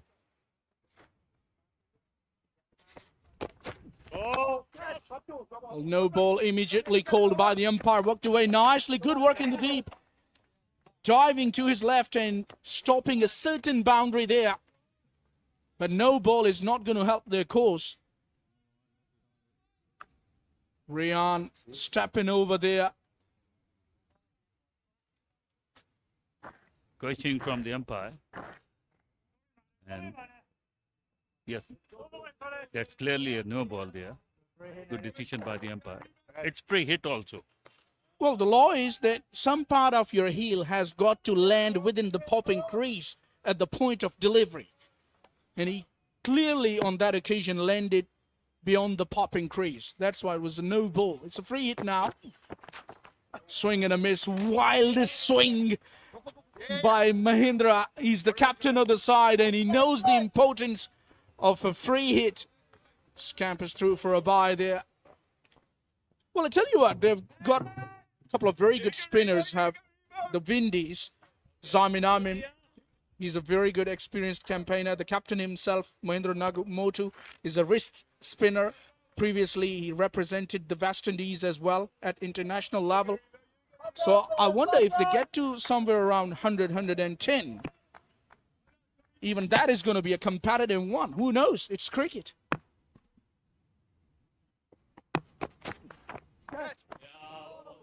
एक और अच्छा बॉल और बीट हुए बिल्कुल और देखना पड़ेगा ये काफ़ी जैसा आपने बताया कि अगर 110 के करीब ही रन बन गए और वेस्ट इंडियन स्पिनर्स भी इक्वली बड़े अच्छे हैं तजुर्बेकार हैं अच्छी बॉलिंग कराने में मास्टर हैं तो देखना पड़ेगा कि क्या 110 का स्कोर भी उनके लिए काबिल दिफा हो सकता है या नहीं. But their first target should be to get through the 20 overs with the bat. They will pinch a leg by again, so this is good. Oh, that's a direct hit. Hits the bullseye, and this is going to be curtains for the batter, in my opinion, because these direct hits are always touch and go. I'm sure the decision is referred to the TV umpire. He will come into play once again, and it's all happening here in Karachi.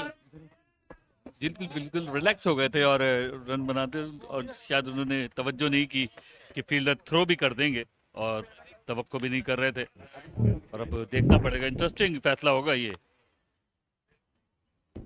Well, his bat was in the air when the ball struck onto the stumps. And he's in big trouble, in my opinion, is Zamin Amin. There you see the red light, the confirmation. O-U-T. He's a goner. 8th wicket down now for the Windies. In deep trouble. Zamin Amin was chancing his legs at the age of 60 plus, but he failed on that occasion, made 4 runs, 80 for 8 West Indies. यही बात होती है कि आप इतना तजुर्बा रखने के बावजूद भी अगर इस तरह की छोटी छोटी गलतियां करते हैं तो फिर बहुत बड़ा आपको खमियाजा नुकसान उठाना पड़ता है और यही कुछ जामिन आमिन के साथ हुआ है. बहुत रिलैक्स हो गए थे पिच पर पहुंचे लेकिन फील्डर बड़े चालाक और होशियार थे. उन्होंने आखिर वक्त तक कोशिश की कि थ्रो करनी और डायरेक्ट विकेट लगाने की कोशिश कामयाब हुई. Well, I would say you can afford to relax now. Just don't take anything away from Zamin Amin. He's over 60. So your reflexes are not that sharp at this age. Still give credit to all of these master players to play cricket, and most of them are very fit, which is a very good sign for this masters cricket, you know, the IMC. जी बिल्कुल इसमें शक की तो कोई बात ही नहीं है कि इस उम्र में भी इतनी अच्छी क्रिकेट खेलते हुए और अगर आप किसी को पता ना हो कि ये यहाँ पर क्या मैच हो रहा है तो कोई भी नहीं शायद समझ सकेगा कि ये शायद ओवर 40 वाला इवेंट हो रहा है. तमामी फील्डर्स बॉलर्स और बैटर्स चालाक हो चुस्त. Right then, it's Raja Puran is the new coming batter for the West Indies. He's not known for his batting. He's their bowler, frontline bowler, and he's there because a run out happened a little while ago. Zamin Amin was run out. Plays it nicely towards the onside to get off the mark is Puran. Nicholas Puran is a very good batsman nowadays for the Windies, but this is Raja Puran. He's a bowler. He has a job to do with the bat. He's going to be on strike now. He's a right-hander, is Puran. तो Nicholas और इनका कोई आपस में रिश्ता है क्या? At least their name is the same, so there should be some sort of camaraderie. I'm not sure even if they have any blood relation. Nicely played, watchfully played. A dot ball to end that Rayan over. 14 done. It's 81 for 8.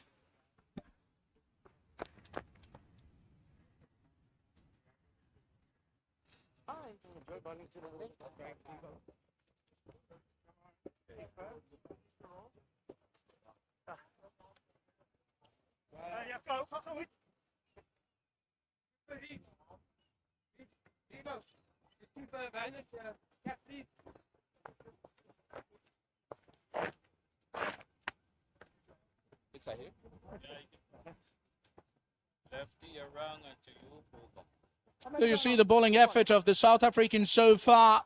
Lundy has been pick of the bowlers, taking 3 wickets, and Reinhardt has taken 2 wickets.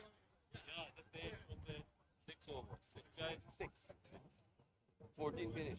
Yes, sir. Nathaniel also has taken a wicket. Hey, thanks, sir.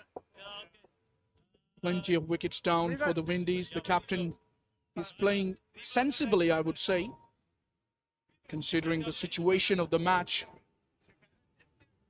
So it's going to be captain to captain. Ditta will continue from the university end. जी बिल्कुल, और बाकी 6 overs इतनी ही जिम्मेदारी से batting करनी होगी, जैसा कि आपने पहले कहा था कि कुछ 100 से ज़ायद रन अगर बनाने कामयाब हो जाएं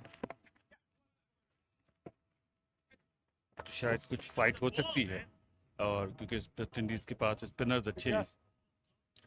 Well, he's not a big spinner of the ball, is Ditta. He's one of those bowlers who bowls within himself, and he varies his pace quite nicely.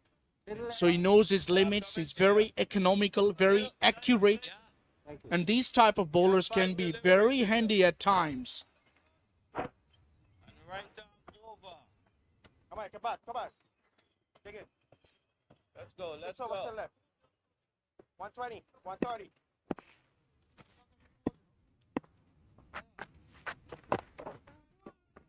Big hit attempted by Puran there.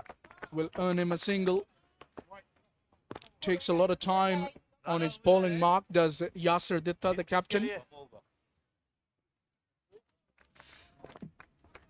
Just like my good friend Rana Ashfaq, one of our senior commentators. He will join on 26, I reckon.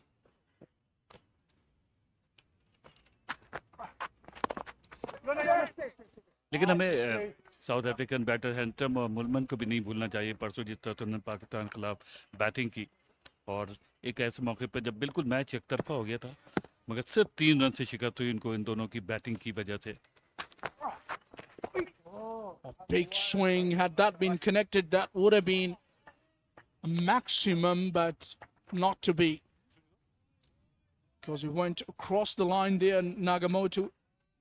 Just trying to go big a little too early, in my opinion, because he needs to just extend this partnership a little further.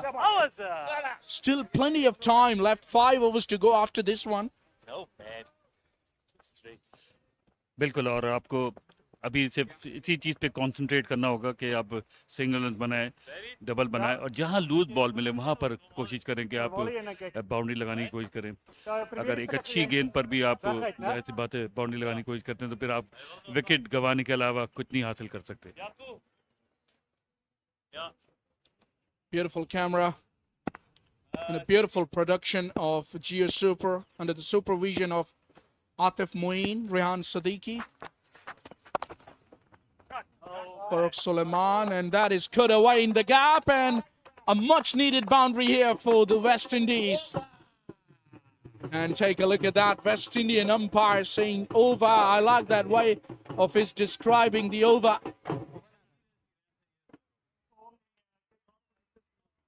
यही वो ball था जिसकी मैं बात कर रहा था कि जब आपको मौका मिले तो आप उसको हिट करने की कोशिश करें, बिला वजह आप रिस्क लेने की कोशिश ना करें, क्योंकि इसके बाद भी 5 ओवर बाकी हैं। और अगर इसी अंदाज से आप खेलते रहे जिस अंदाज से ये है, तो यकीनी तौर पे आप 120 रन तक भी पहुंच सकते हैं। Right then, 15 bowled. It's 8-8 for 8. It's all 8 for the West Indies at the moment. And it's going to be a change in the commentary with that. Farooq Riaz and Danish Anis to take you towards the end of this innings.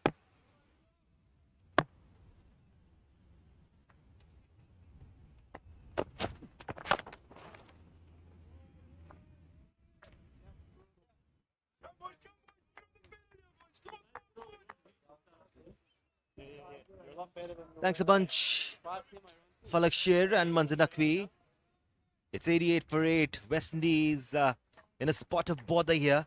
The squeeze is on courtesy of some disciplined bowling from the South African bowling lineup. Ryan has been bowling some good lengths here, squeezing these tail-enders for room, not allowing them to free those arms and get some more valuable runs for their team. They're in trouble, Farooq. They need a miracle to reach to 115, 120, which doesn't seem like it's happening right now. They need a miracle, and also they have to be a little careful. They just need to concentrate to play a runabout cricket that can take them to 125 mark, and then the bowlers can challenge the position. Some problem with his feet, Mahindra Nagamutu. Maybe he's not 100% out there.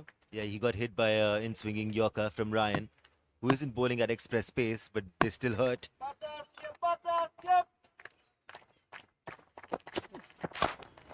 Full toss, and catch has been put down. It wasn't a typical chance, but pure reflex job was required, and he's disappointed Ryan. Yeah, no matter how quick you run into ball, it's always difficult when you're in the run to catch those. It was not really in his arc, spread his arm, but couldn't hold on to it. Nagamutu was also hit on his helmet a few overs ago, and now he's got a blow in his feet, but still out there very strong. It's 18 of 33, very watchful. It's striker. It's a problem for him, but well bowled this time. Moved across the right-hander, shaped away sharply, and very close to the outside edge as well. Yeah, that would have troubled any top-order batter. It was a peach of a delivery, a proper ripper from Ryan Reeves. Puran was nowhere near it, had no idea how to deal with it. Wicketkeeper would be standing up the stumps. That was the opportunity for stumping as well. The batsman came down the track. That should be a wide. And thankfully it didn't hit the helmet. Getting greedy, are we, Ryan? Tried to take it away from the leg stump. Hardly ever happens. You need to start from middle and off if you want to trouble the batters. That's when you can make most of the movement available. That was a bit too strict. Just one run of 5 balls till now from Ryan. He's been super good into his second already.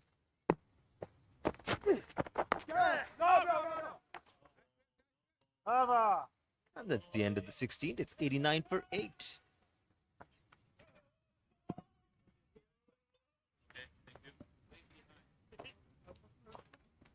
Boys, 2 behind.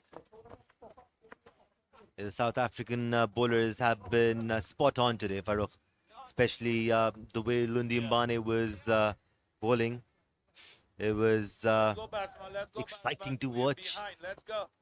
Yes, they have been disciplined, but also some wrong shot selection from the West Indies. They played with cross-batted shots on many occasions. They put the price for it.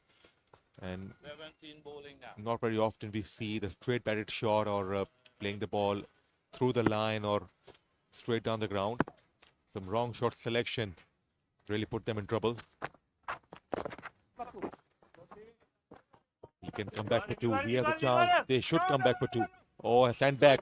Sandbag for Nagamutu. Yeah, Nagamoto is struggling at the moment. he realized he wouldn't be able to make it to the other end.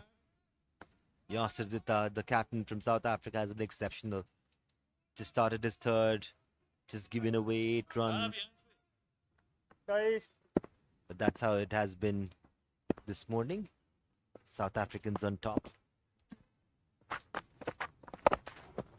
Heaved away to the onside. It's going to be 6. Yes, it's landed beyond the boundary. Good strike this from Puran. Swept away hard and much needed maximum for the West Indies at the moment. Yeah, pitched on middle, and the angle was there for Puran to make the most of it. Got the connection that he desired. Very flighty delivery outside the off stump. He tracked it from way outside the off stump, just half of the slog sweep. And a decent connection in the end. It's Let's go, gentlemen. Let's go, boundaries gentlemen. that Wasting on time. that region is not that short, and he covered it quite, cleared it quite comfortably. Goes towards long on this time, and it goes for 4 runs. And long on wasn't straight enough. He had no chance whatsoever. So 10 runs of the last 2 balls. West Indies brings up their 100, a milestone for the West Indies for the loss of 8 wickets. Yes, this was well directed by Yasser, but it was way too full within Puran's arc for him to swing his bat. Again, sweetly timed. Big shot again. And will he find the fence? Yes, well placed. Superb placement, well struck. What an over it is turning out to be for the West Indies. 6-4-4, and overall 15 runs off the over so far with 2 balls to go. Puran is on fire now. That is good batting from Puran. That could have been dangerous, but he covered the line of the ball and just swept it into the gap. Change in length this time. And all 3 balls were flighted outside the off stump. And this time it was a half track, a quicker ball. That surprised Puran a little bit. But they need to carry on, bat the full 20 overs. Big shot down the ground. That's gonna be safe. Good work. Excellent over for the West Indies.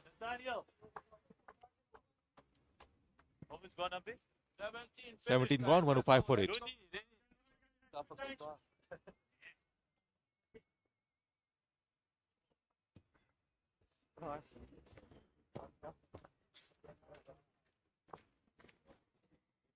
Yeah, let's not forget this is the track which is more conducive for spin bowling, has some cracks on it. It does move with the new ball, but the moment the spinners come on, they find a lot of help.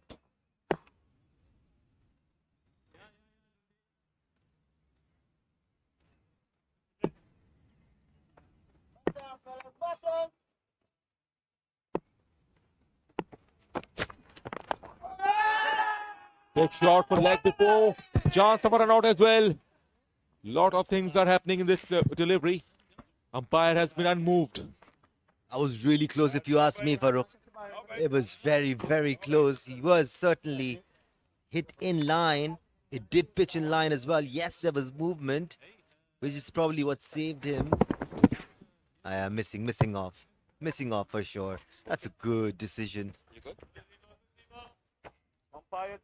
Once again, he targeted the onside as he played against Yasser in the previous over. But this is a medium pace bowler and not the right shot selection. It wasn't tossed up and he survived. He's lucky to be there. But he's doing a decent job. He has to be a little more careful. Nearly 17 balls to go. And West Indies have an opportunity to post. And now the run out opportunity behind the stumps. I think he was well in. He would probably find more success going straight at it because it is pitched up. Yes, there is movement, but going across can be dangerous, especially when Ryan Reeves is moving the ball in the 18th over, which would surely light up eyes of the Pacers. Can't be out. Can't be a fish outside leg. The leg pass has been given as a strong fellow, Puran, and he can hit down the ground, but his main strength is seems to be towards the onside. Just got to be careful as well because there is a man at deep score leg and long on. Now the left-hand batsman Mahindra Nakamutu is a slightly quiet innings, but is still hanging out there. The captain fighting for his team.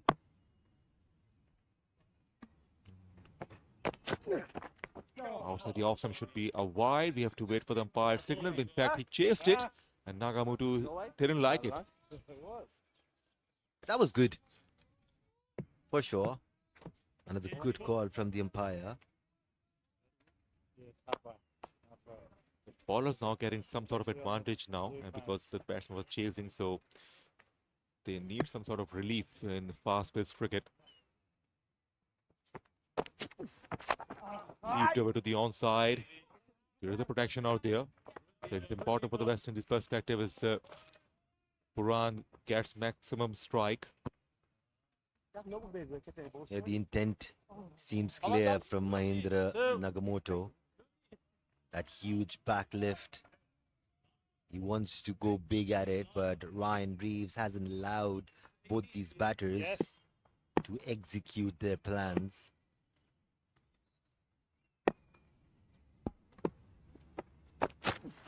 Inside edge, can't be out, but runs coming up. Possibly a boundary, yes. The short fine leg couldn't get there. And 4 useful runs to the West Indies.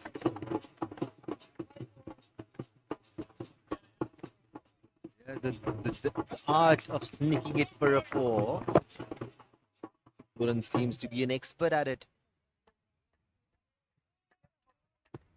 The desired result replacement wasn't the ideal one. He was aiming towards the cow corner. That's gone through his legs. Nelson on the board now. Still a pretty decent current run rate, and for the West Indies, the partnership is quite impressive. They are appealing for everything. Yeah, got a smile from the umpire as well. Come on, guys, you can't be serious. I'm sure that's what the ump is saying to Ryan Reeves. But that's how bowlers are. They think they've got their man every time. After 18, it's 112 for 8.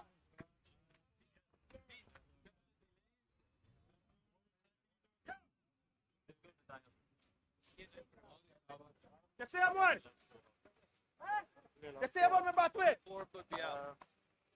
keep man and find later. 112 for 8. It's 18 overs have been done and dusted. It's Puran and is out there for 24. 24 of 15. Who's in charge of this partnership? Mahindra Nagamutu, the skipper. 20 of 36. Overrate penalty. Some sort of recovery, courtesy Puran and Mahindra Nagamutu. Will they get to 130 plus? To give some sort of respectability to his side, and the bowlers can challenge then South Africa for sure. The West Indian tail is wagging, and it's wagging hard. Puran on 24-15, Mahindra on 20 of 36. Much needed runs for the West Indians. The Masters showing how it's done. Coming back from a very difficult situation. They should definitely switch the momentum in the West Indian Masters' favour. Both sides have played a couple of games before that. They have lost one, they have won one. And South Africa's net run rate is far better than the West Indies. They are at number 3 spot with 2.13 net run rate. West Indies played 2, 1 and lost 1 as well. 0.24 their net run rate. Howard. Outside edge, no slip in place. Gotta be 4. It raced over to the boundary. The deep third wasn't too wide, but he had no chance whatsoever. So boundary to start off the new over. Yeah, Nathaniel Howard bowls at a decent pace. And that is exactly what helped Puran on that occasion. All he needed was a connection. Third man out on the boundary line was way square. Just a touch unlucky, Howard. You can't expect to have a slip in the 19th over.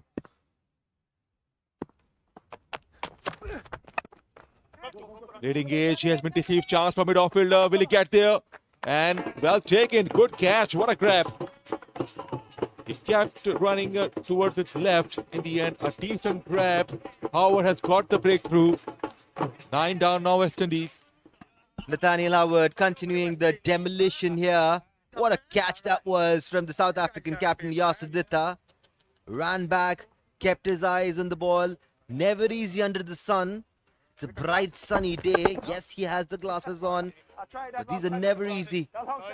It went up in the sky. It was good diving effort. The captain led from the front. Good judgment from Yasir. Puran played well for his 28 of 17. Valuable innings. 116 for 9 on the board, West Indies.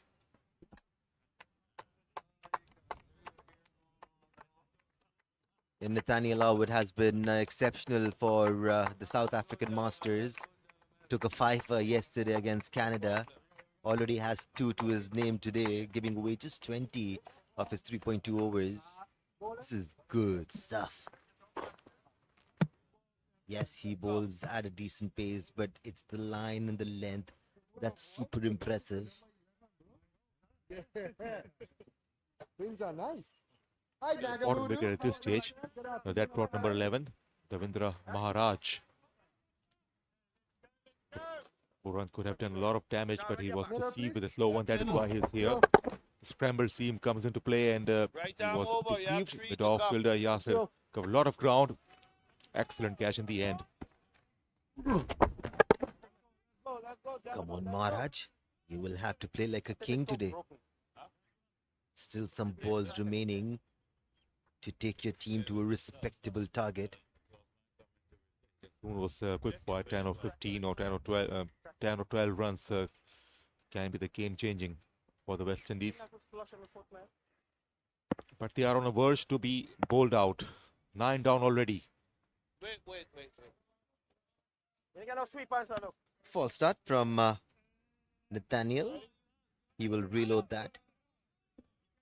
Come on, guys. Just Are we tweaking ready? his field a bit right at the end. Let's go. Still not happy. Now then, finally he is. Here he comes. Oh, yes, nicely done. Chance of a run out here. Sent back. He played it well, but good work. He packed offside field to block the single. Howard wants Mahindra to stay on strike. Number 11. If we talk about number 11, and we all know West Indies legend Courtney Walsh is known for, well, it's a very, very famous tail ender, very famous number 11. He's got a lot of ducks, and could be gone. Straightforward decision, yes. Number 11 goes. Ball number 2 he faced, and he missed it altogether. Howard has got 3 now. West Indies have been bowled out for 116. No support from Davindra Maharaj to his skipper. Right in front. Simple decision to make. West Indies all out. Yeah, good pace, exceptional control. He might as well be a magician. Nathaniel Howard. Another good spell of pace bowling for his team, taking away 3 wickets, conceding just 20 runs. Exactly what the captain would want. Not a very good day for the West Indian batting lineup. Bundled on 116 in the 19th over. 8 deliveries that they could have taken advantage of. Even if they got singles in it, those 8 deliveries, they would have reached a target of 125. And we saw how much of a difference it creates when we saw the Rising Stars play last night against Bangladesh A. They got some valuable runs towards the end and won the match eventually. The tail ender's contribution is so important in any format of the game, and that is why the wicket of Puran was so important. So they were not quite expecting anything from 11, but they just want few singles or to take the strike, to give the strike back to the skipper. I just could not survive long. The second ball he faced, he missed it altogether, and the bowler was clever enough. He targeted the stumps. Highlights now of the first innings. West Indies. It was with a lovely shot of the morning, flip of the wrist. They were attacking, but they also lost the wickets, and that was a wicket. Was left with point, smash hard, well taken. Struck hard for boundary, and got out behind the stump, and drive down the ground for 4 runs. Miss hit. The wicketkeeper caught it. It was never easy.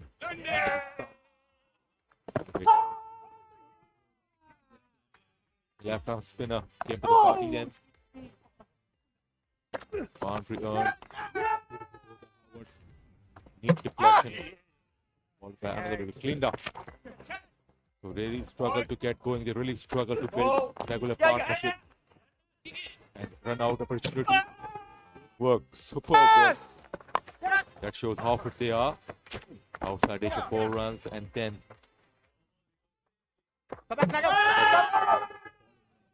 he was so agile, so acrobatic. And then a few runs, 6 and 4s from Puran. Yasir got some dose at skipper of South Africa. Outside edge, 4 towards deep third. And then the miss hit. Box by Howard. It was score 1. Very good catch by Yasir. And right in front of the stumps, leg before. The West Indies have been bundled out. 116 they posted. It's not a big score. The bowlers really have to pull up their socks to put some pressure on South Africa. So it's time to go to Kasim downstairs. I'm here with the star of the show from the first innings, Lunde and Bani, with 3 fantastic wickets. Lunde, you must be very happy after that first innings. I'm very happy. I'm very happy. I'm so glad I got those 3 wickets. It was not easy, but I managed to get those 3 wickets. How are you finding bowling in these Pakistani conditions so far? I feel that when it's full, it's easy to hit it, but when it's just that good length, back of a length, it's difficult to get me away. I think you've mastered that length over the years. Is that something you've always worked on? Yeah, we see where I come from. You have to bowl it fuller because it's moving a lot. But now, yeah, it's difficult to when you pull it fuller, it's easy, and then it's easy to hit you. But when it's that back of a length, it's difficult to hit. So you've restricted the West Indies to 117. Yes. You must be feeling happy with that. Are you confident that you will chase that No, down? I'm confident. I'm confident. I'm backing my batters. They will chase So those. hopefully you will not be needed. No, I don't think so. All the best for the second innings. Thank you. Back to the comments box. Thank you very much, Kasim. The first inning has come to an end. West Indies bowled out for 116. South Africa were on top of the game, and that's the scorecard we have. If you're a West Indies fan, it's a very sorry scorecard for you. Only 3 players got to double figures: 25 for Larry, 24 Mahindra, 28 for Puran as invaluable contribution towards the end. A real struggle. 16 extras, and after 18.4 overs, they got to 116 and they lost all their 10 wickets. Bowling card, we have very healthy bowling card. 3 wickets for Lundy, 27 for 3, 2 for Reinhardt, 2 for 14. Howard, 3 for 20. Pick up the bowler. And Jacko, Yasir and Rayan remained wicketless.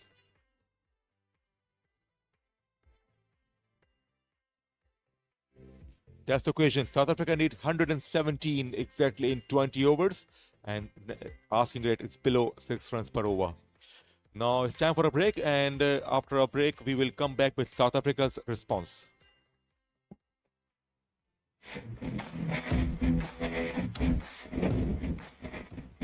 Once again, back of the lane, edge of it for 4 runs. Then short pitch and chance, and it has been taken. Oh, well bowled this is. What the man? It's a chance. Wicketkeeper wants it. Gone this time. Clean him up.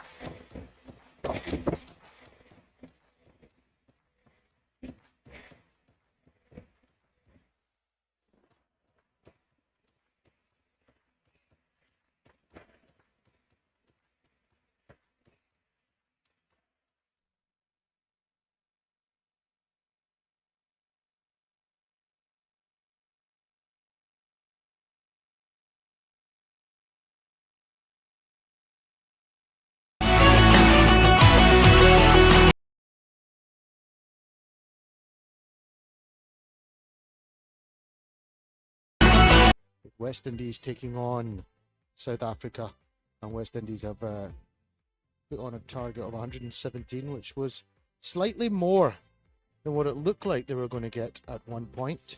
But good little dash from the late order for the West Indies. But Lumbe Mbane was the hero of the first innings with 3 wickets. Nathaniel also took 3 wickets. So it was a fine bowling display by South Africa.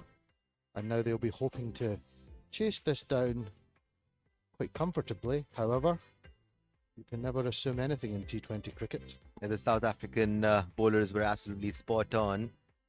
South Africa need 117 runs to win at 5.85 runs per over. It should be easy going for South Africa. They were exceptional when they were bowling. However, let's not forget that this is the same pitch we saw on day 1. It plays a little slower, lesser runs scored on this particular track as compared to the other one. Well, you look at the difference on both days, Danish. Day 1, low scoring games on this wicket. Very tough to score. Ball is sticking a little bit. Compare that to the second day's play, where we moved on to an Australian surface. The ball was going to all parts of the ground. It's quite interesting that teams will need to adjust at the National Stadium between these wickets. I'm assuming they might use another pitch at some point, maybe not. But yes, if they're watching, I'm sure teams that have not played here yet, Stefan Hubert will open the batting, the left-hander for South Africa.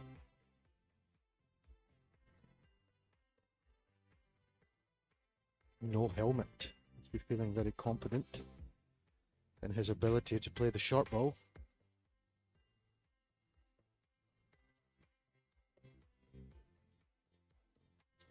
And Willie Hantum, also a left-handed batsman, will be his partner at the non-striker's end.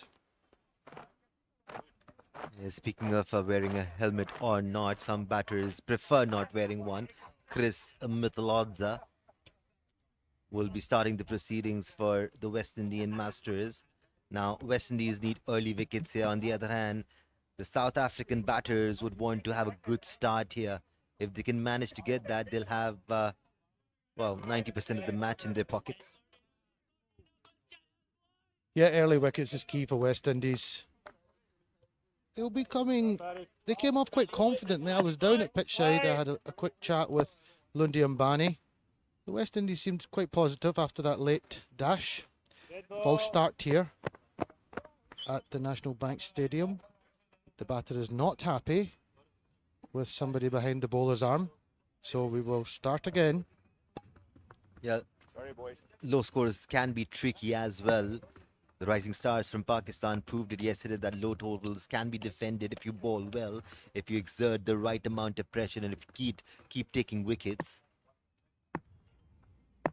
What a match it was last night, Qasim. They won it in the Super Over. Whipped away on the onside, and South Africa are off the mark here straight away. Bit short of a length, a little bit straight in towards the pads. And Stefan worked it away behind square for 4 runs, and South Africa are on their way to chasing this target down. But back to what you were talking about there, Danish. I watched the game last night. Many congratulations to our Rising Stars team. Pakistan winning the Asia Cup.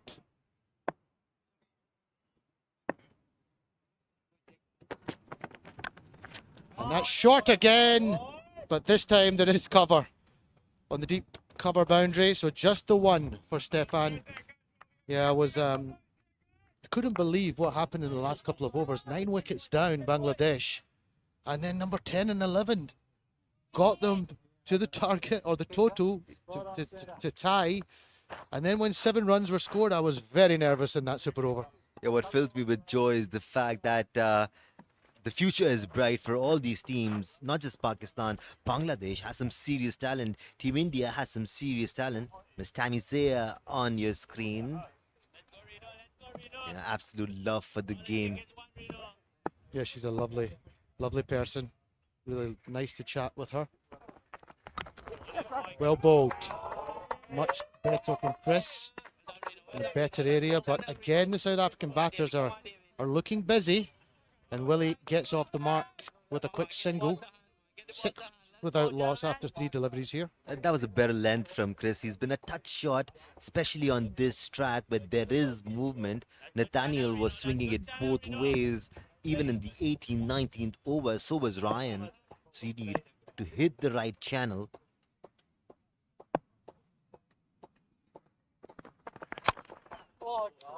That's whipped away on the onside. A touch too full this time. Their length too full, straying into the pads, and that is a very gentle delivery for someone like Stefan, who started very well here. He clearly plays well off the legs. It's a left-hander's trademark, really, isn't it, Danish? Yeah, the intent is clear from the South Africans. They want to go for it. They want to wrap up the match as early as possible. And they understand that if they are to score runs, it's with the new ball. Once the spinners come on, it gets a little bit more trickier.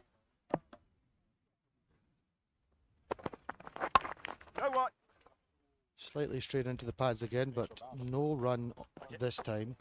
South Africa don't really need to take any risks. Although I agree with you, on this type of pitch, they'll want a reasonable brisk start. So if things do get a little bit sticky in the middle overs, you know, they were well into the match and ahead of the run rate, but they've started very well here. 10 without loss going into the last ball of this over. Got away with that one. Chris, short again. Not the best of starts from Chris in this first over. He was a little bit wayward. But after the first over, South Africa are 10 without loss after 1. Yeah, we were talking about the rising stars. There are some seriously talented players as far as Pakistan is concerned, be it Mas Sadakat, Saad Masood, or even Mohammad Faik, who has a strike rate of 197 at the domestic level. Sufyan as well. Exceptional talent. What a bowler he is. He's already played for Pakistan, I believe. So he's a really bright talent. But I hope to see some of these guys coming into the team now. I think there's an opportunity to bring some of them in. That's one facet, I believe, Qasim, we need to work on. We need to work on bringing in players from the youth circuit, from the youth level into the international side and keep giving them a go. Vishal Lal is the new man in. Well, he'll be facing for the first time. He was already there. Apologies for that. Yeah, one thing is for sure, Qasim, we are covered as far as spinners are concerned. Sufyan Mukim, Faisal Akram, Abrar Ahmed, even Usman Tariq, who got a hat-trick yesterday against Zimbabwe. Short again.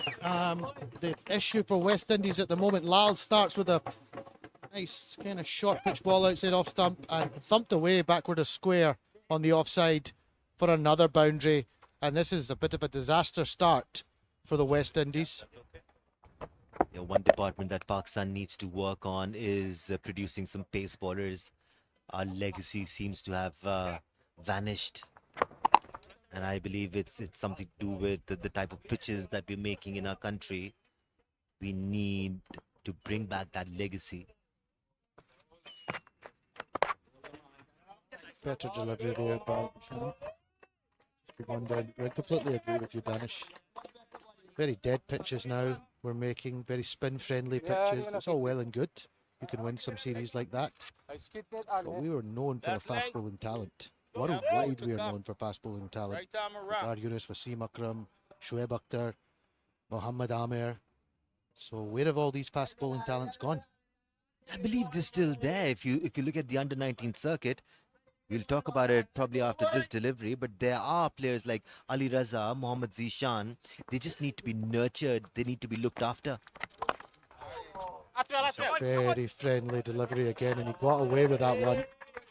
Vishan. Don't know what the issue is with the West Indies at the moment. They haven't seemed to have found their length on this pitch. They need to be trying to get the batter to come forward on this pitch, make them force the issue.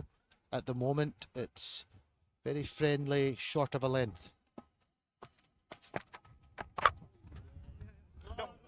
He's got that through the infield. Should be 2 runs there, but I don't think these South African batters are in a big hurry. And the man at cover got a hand to it. which is why it did not go all the way to the boundary. I believe they still haven't gotten a good feel of this track. It, it has a lot of value for spin bowlers who can flight the ball. That's a better length. Instantly, the batter had to force the issue. He's got an inside edge on it. But that quite easily could have beat the batsman as well and went onto the stumps, or potentially an inside edge onto the stumps. So at least you're challenging the batter. So they need to continue with that kind of length. Yeah, if you want to know how to bowl on this track, you need to have a good look at the Sri Lankan bowlers.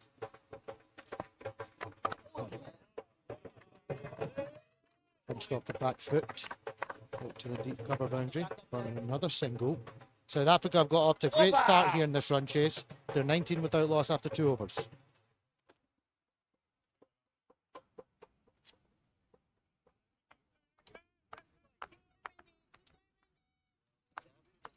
What was amazing about the Pakistan Shine squad was the fact, Qasim, that we did not even pick our top 5 performers in Qaid-e-Azam Trophy. Shahzeb Khan wasn't there, Saad Beg wasn't there, Azan Owais wasn't there, Shamil Hussain wasn't there. These are the guys who are the top 4 scorers in Qaid-e-Azam Trophy. All of them batting at above an average of 65 plus. That are some insane stats. None of them were included in this Pakistan Shine squad. So it was pretty much a second tier squad which Pakistan had sent. Better start from Chris in the second over. That's the length he should have started with, and he's now starting to find it at the start of this second over. Well, that's great signs for the future, Danish, if there's depth. But I mean, we can't really question the selectors or the coaching staff because they won the tournament. But if you know you've got 5 other guys who have top performed, that's really bright signs for the future.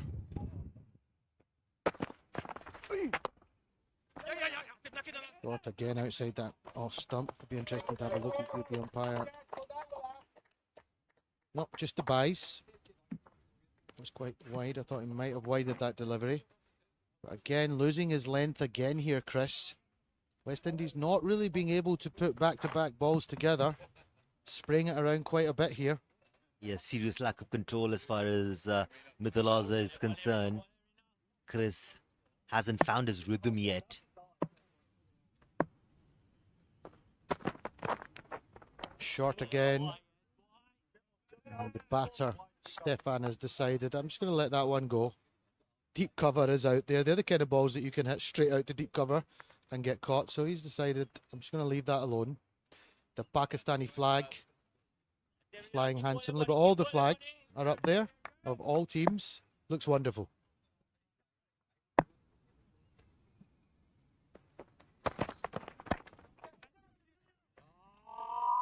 He's managed to get that one away again. Danish, short of a length. It's just sitting up and saying, hit me wherever you want to hit me.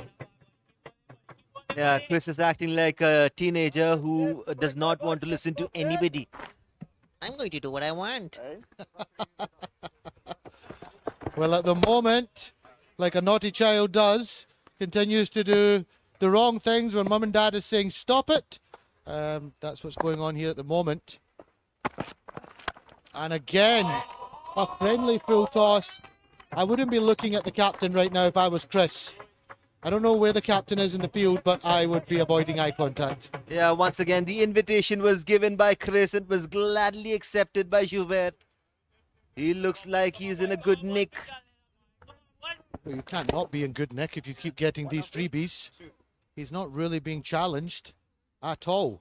I mean, I complimented the first ball of the over, saying that that was a better length, and since then we've had a long hop, followed by a very nice friendly full toss.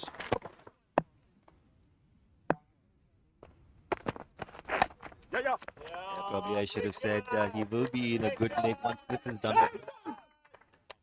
The one-liners are coming out today in the commentary box from Danish and Sheikh. He is the character of the commentary box.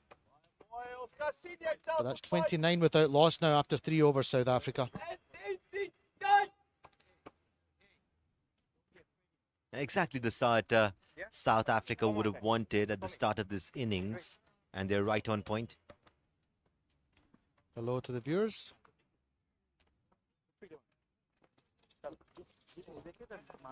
My Pakistani friend from Scotland looking good, as always. Likewise, Danish, likewise. Always looking dapper. I took my fashion from you since I arrived last year. I was checking out your suits and I thought I need to dress a bit more like this guy. Last man, right down Start the over. fourth over, another change in the bowling attack. Antonell will come into the attack for West Indies.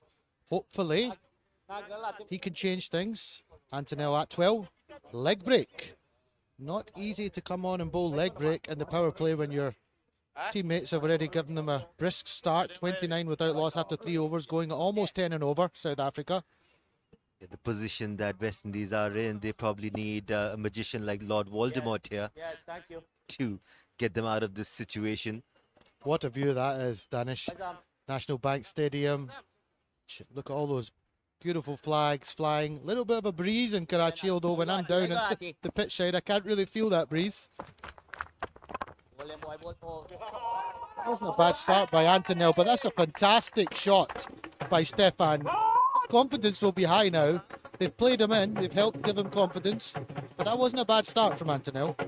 Yeah, Joubert should take Chris out for lassi or something, because he helped him settle down. Antonell opened the innings for West Indies. Should have stopped that, but he probably would have been quicker on his feet about 30 years ago.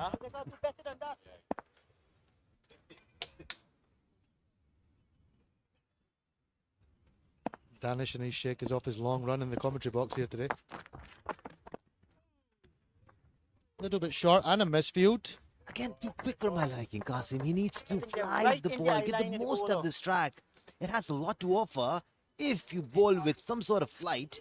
Also, the West Indies bowlers now have nothing to lose. At least go looking for wickets. Entice the batter to take you on. He's got a long on in position. He's got a deep square in front of square on the onside. So ask him to try and whack you down the ground. Oh, there you go. Much better. We should be coaches as well as commentators. I'd rather be a student of the game. But that was spot on from Antonell. Exactly what he needs to do.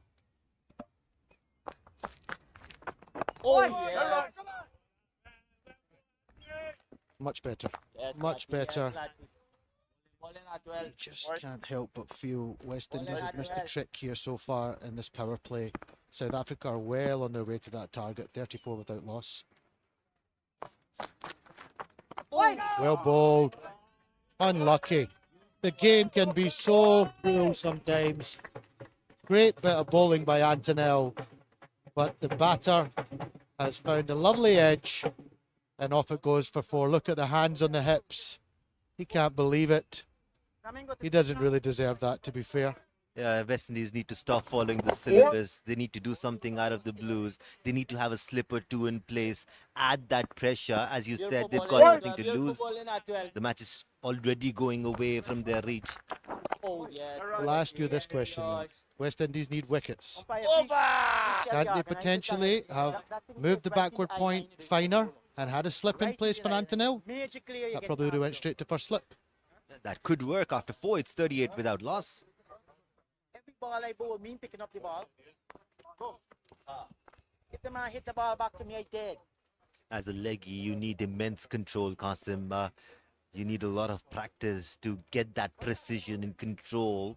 It's easier for finger spinners. Yeah, I'm super impressed actually. I had the pleasure of working with Ayman Anwar, Pakistani cricketer, so far in this tournament, and she is making the transition from being a fast bowler previously and is now become a leg spinner. So good for her, and I'll be watching on with a lot of curiosity to see how that transition goes for her, because it's not an easy thing to do. It's like going from one end of the spectrum to the other. But good luck to Ayman. Yeah, belief always opens the door to miracles. Once you believe that you can do something or achieve something, and then follow it out with the hard work and put in the time. Meanwhile, Richard Latif will be getting a go at the batters.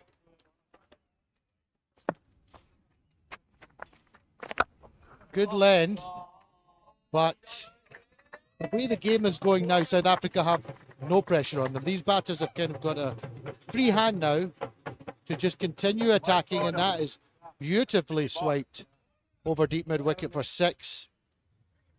44 without loss now after 4.1 overs, and unless a miracle happens here, South Africa are well on their way to winning this opening match of the day.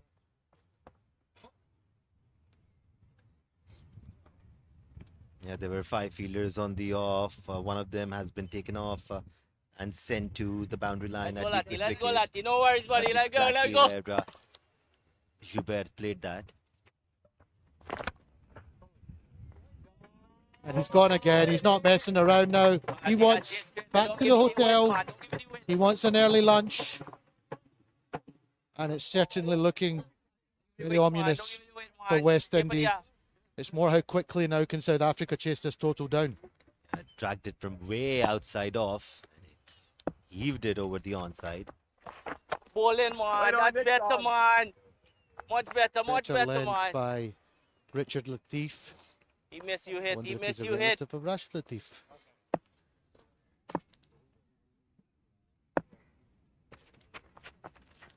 Bowling, Rich. Bowling, Richard. Bowling, Rich.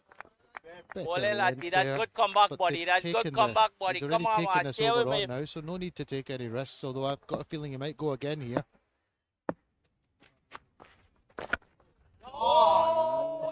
Indeed, and that's probably the best of the lot.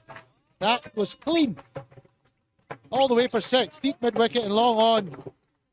We're spectators. And that's the 50 up as well for South Africa. 54 without loss after 4.5 overs. The writing is on the wall for West Indies. South Africa are on the charge here at National Bank Stadium, Karachi. Yep, have a look at that. Sweeter than a gulab jamun. That was sweetly timed by Joubert. He's looking good now. Gulab Jamun Zindabad. Well done, Sam. Dot ball. A welcome dot ball, but a very expensive over. 16 runs off that first over for Richard Latif. 54 without loss after 5. And we're going to have a change in the commentary box. I will be joined by Ayman Anwar.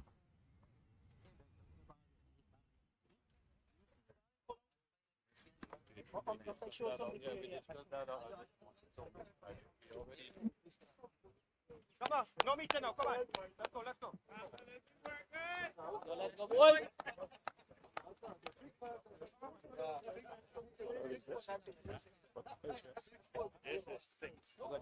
Lost power play. Lost every power play yet. Slight change in the com box. I have been joined by Farooq Bowling Riaz. yours. Bowling yours. Good start from Antonil. Bowling We yours. need more of these dot balls. West Indies need more of these dot balls to stay in the contest. They already put a very low total here, and we are not seeing any aggression from their bowlers yet.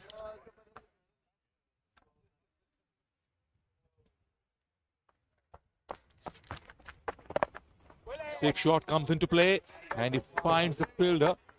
His intentions are pretty clear. The target is not very stiff, but they are playing their shots. They want to stay in their shell, and they just want to keep the pressure on the West Indies. And they have got the opportunity now to push up their net run rate along with the victory. As you saw on the points table, they are already, their net run rate is more than 2 runs. Let's go, 2 yours. point something. That is very encouraging.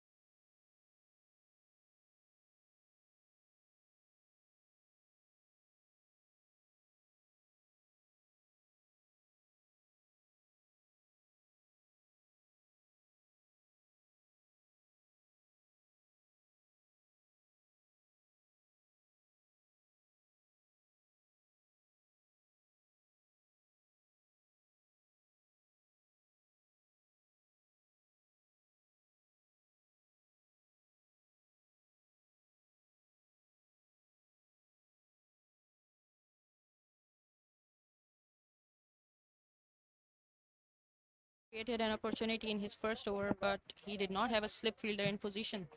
Let's go, Atwell. It would Let's have go, been Atwell. Come on, boy. Come on, boy. 1 wicket down if there was a better attacking field early on, but maybe they didn't bank on this. Right ball straight away from Antonel and missed by the keeper.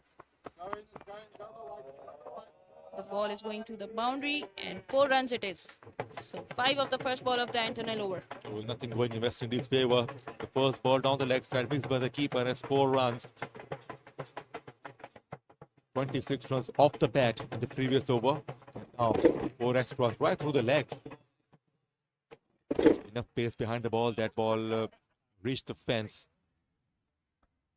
So both the batsmen are on fire. So they are complementing each other. Almost even Steven performance from both the batsmen with the same strike rate nearly. On the shorter side. More run inside edge towards fine leg. Yes, it was short ball but kept low, unable to make a connection with the bat. Got the thick inside edge. So we're not seeing a good competent bowling from the West Indian bowlers. They're giving everything to South African batters. Willie and Stephen playing quite comfortably there.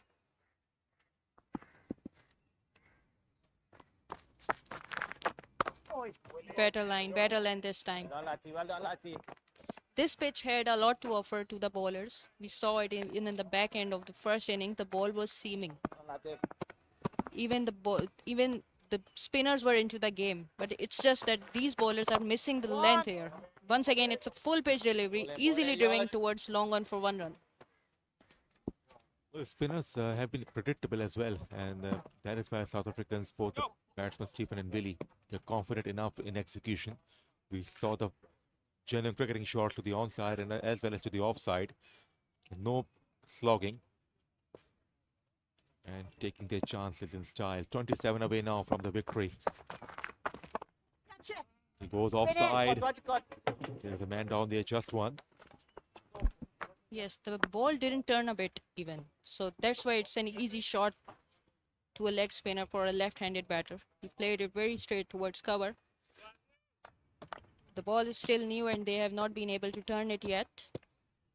And if you bowl it full pitch and with low pace, it becomes easier for the batter. Once again, the same ball. That's what I'm talking about. They are bowling full balls here. Easy execution of shots for the batter. 4 runs. Firmly struck, beautifully played shot. Nobody moved. It fills the gap in style.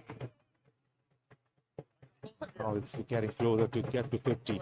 Lovely shot, powerfully struck. Oh, yes. This is good. Good comeback. Right on the length. So 8 overs are gone. South Africa 95 for the loss of no wicket. You stay back. You stay up.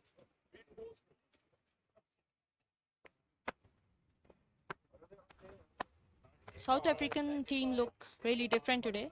We saw them against Pakistan on the first day of this tournament, and we did not see them dominating even in the bowling and the batting, but they look really different. We saw some great fast bowling from them, and this time the batting once again. They played some beautiful shots. They have been competitive enough. They lost to Pakistan by 3 runs, and after that they won.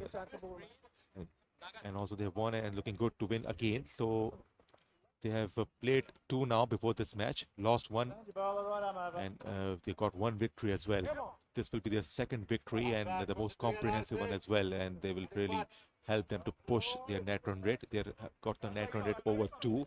Mahendra Nagamutu, the captain, the leg break, has come on to bowl now. Let's go, Nagas. Let's go, Nagas. Good start from Reno. Well the done, Reno. captain. Easy. Wanted to play it on the back foot. Couldn't create a gap there. Bowling, boy. Slightly over pitch this time from Mahindra. Easy run would be 4 runs. Good shot, I would say. Nicely driven. Well struck mid-off inside the circle. Just fished up and he drove through the line. Very elegant, very classy. Stephen moves to 48 now. Will get to 51st. Willie or his partner on 45. Stephen on 48. Outside edge, that's going to be 4 runs. He doesn't need to run for that. No set in position. 50 is up. Magnificent performance from Stephen. 52. Almost in no time. Just 26 balls he consumed. Superb knock. Yes, this is a wonderful knock. We saw him dominating against the West Indies bowlers. All of his shots has been exceptional. And got 2 consecutive boundaries. The last 2 balls of Mahindra. This time short of the length and it has been pulled for 4 runs. Lovely shot this is. That delivery pelted by Stephen and goes for 4 runs. He was on a shorter side. Lovely shot. No chance for any fielder to cut it off. It's a one-way traffic. This innings has been, and South Africa is completely dominating this game. Getting off to the end of the comprehensive victory for South Africa. West Indies going through struggle. They haven't picked up any wicket. Goes downtown, smashed down the ground. It's going to be 4 runs. Mid-off can't get there. Firmly struck again. Boundaries are flowing like a river. Nelson on the board without a loss. Not too good from Mahindra. Full shot. He hasn't been consistent enough in this over. And Stephen is all set out there. He is quick on his feet, judging the length early. What a wonderful shot this is. Gone for 6 runs. Beautifully played shot. It was over pitch delivery from Mahindra. What an end to the over. South Africa has won by 10 wickets. What a way to finish the match. Outstanding batting by Stephen and Willie. Willie could not get enough opportunity to get to 50. Stephen was absolutely unstoppable. Nagamutu got some serious dose. Slog sweep. And he cleared the boundary quite comfortably right off the middle of the bat. Superb opening partnership. And it's a comprehensive victory. They won by 10 wickets. Would you believe it? Outstanding show.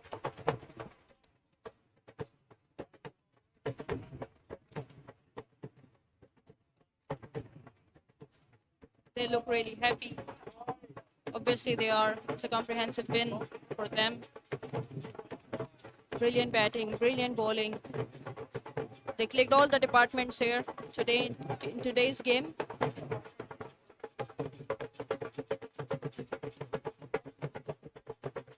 Powerful batting from Willie and Stephen.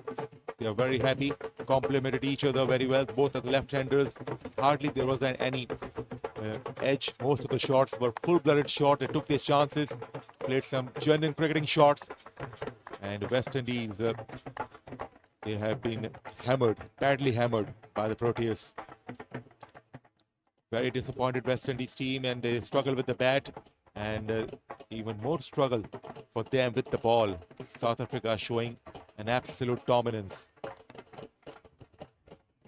Handshakes all round. Match came to an end very, very quickly here. Almost in no time. Inside the 10 overs, South Africa chased down 116. A very small total. A lot of things to be learned for the West Indies. Certainly they are still in the tournament and they have to learn from here. There must be some positives and they have to keep those in mind. Accolades from these youngsters for winners.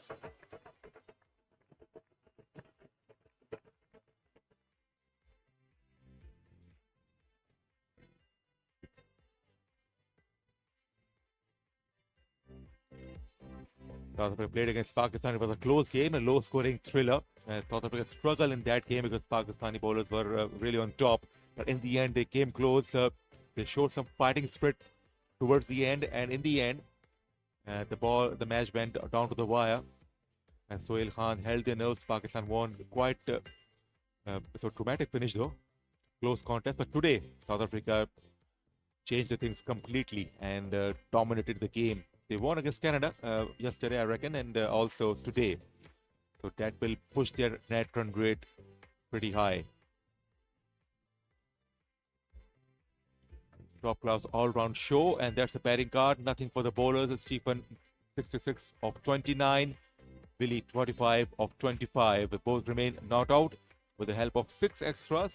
Exactly 9 overs, they got to the target, 117 for none.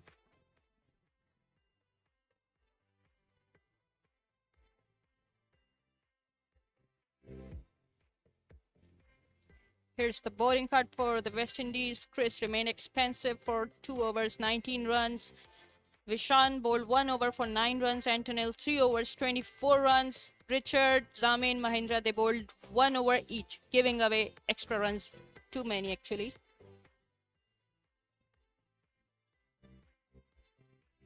Here's the match summary. West Indies, Pooran scored 28 runs, Larry 25 and Mahindra remained not out of 20 runs. Nathaniel got 3 wickets, Lunde got 3 wickets and Rendard got 2 wickets for them.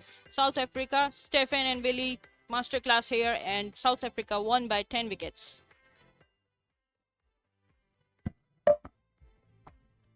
We will take a break here and we will be back with the presentation ceremony.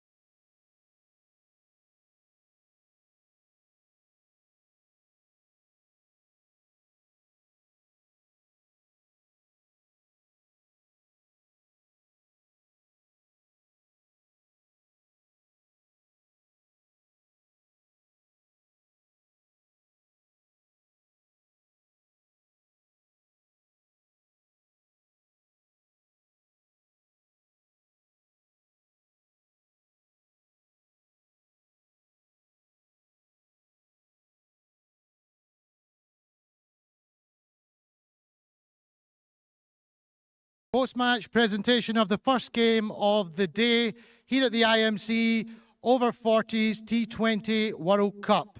It was contested between the West Indies and South Africa.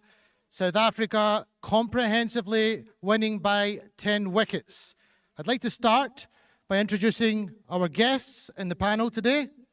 We have Rana Mahmood Al Hassan, Chairman, Senate Standing Committee on Cabinet Secretariat.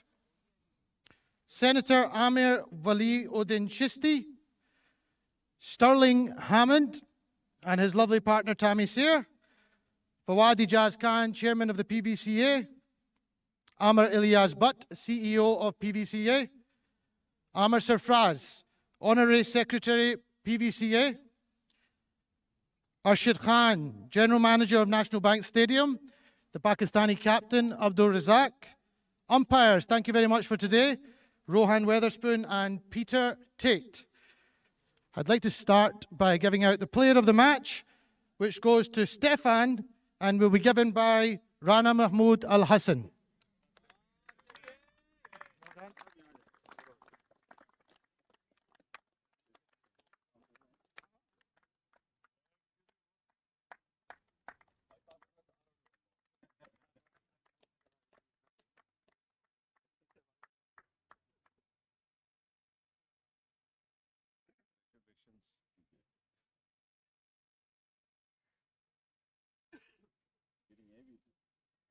Thank you.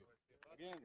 Rana Mahmoud Al Hassan, you will stay with us to present the best batter of today, which goes to Willie.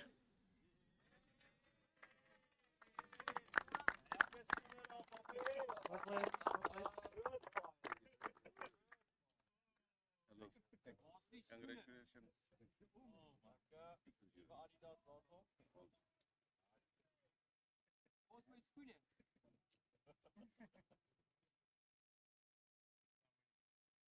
Thank you very much. Thank you very much, sir. And then the best bowler will go to Nathaniel, given by Amar Valiuddin Chisti.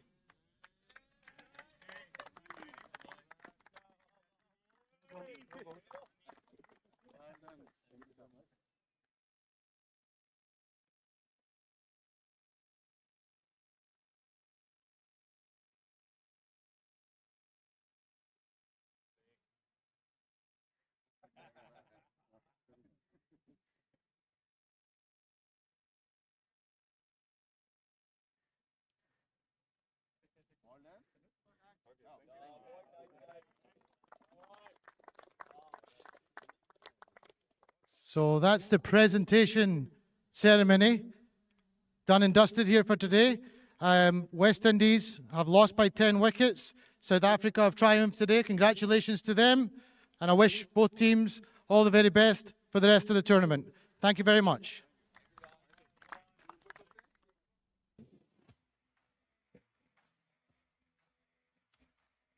Whipped away on the onside. A puck to throw this time. The 15, some useful shots. The flag, snatched away towards wide of long on.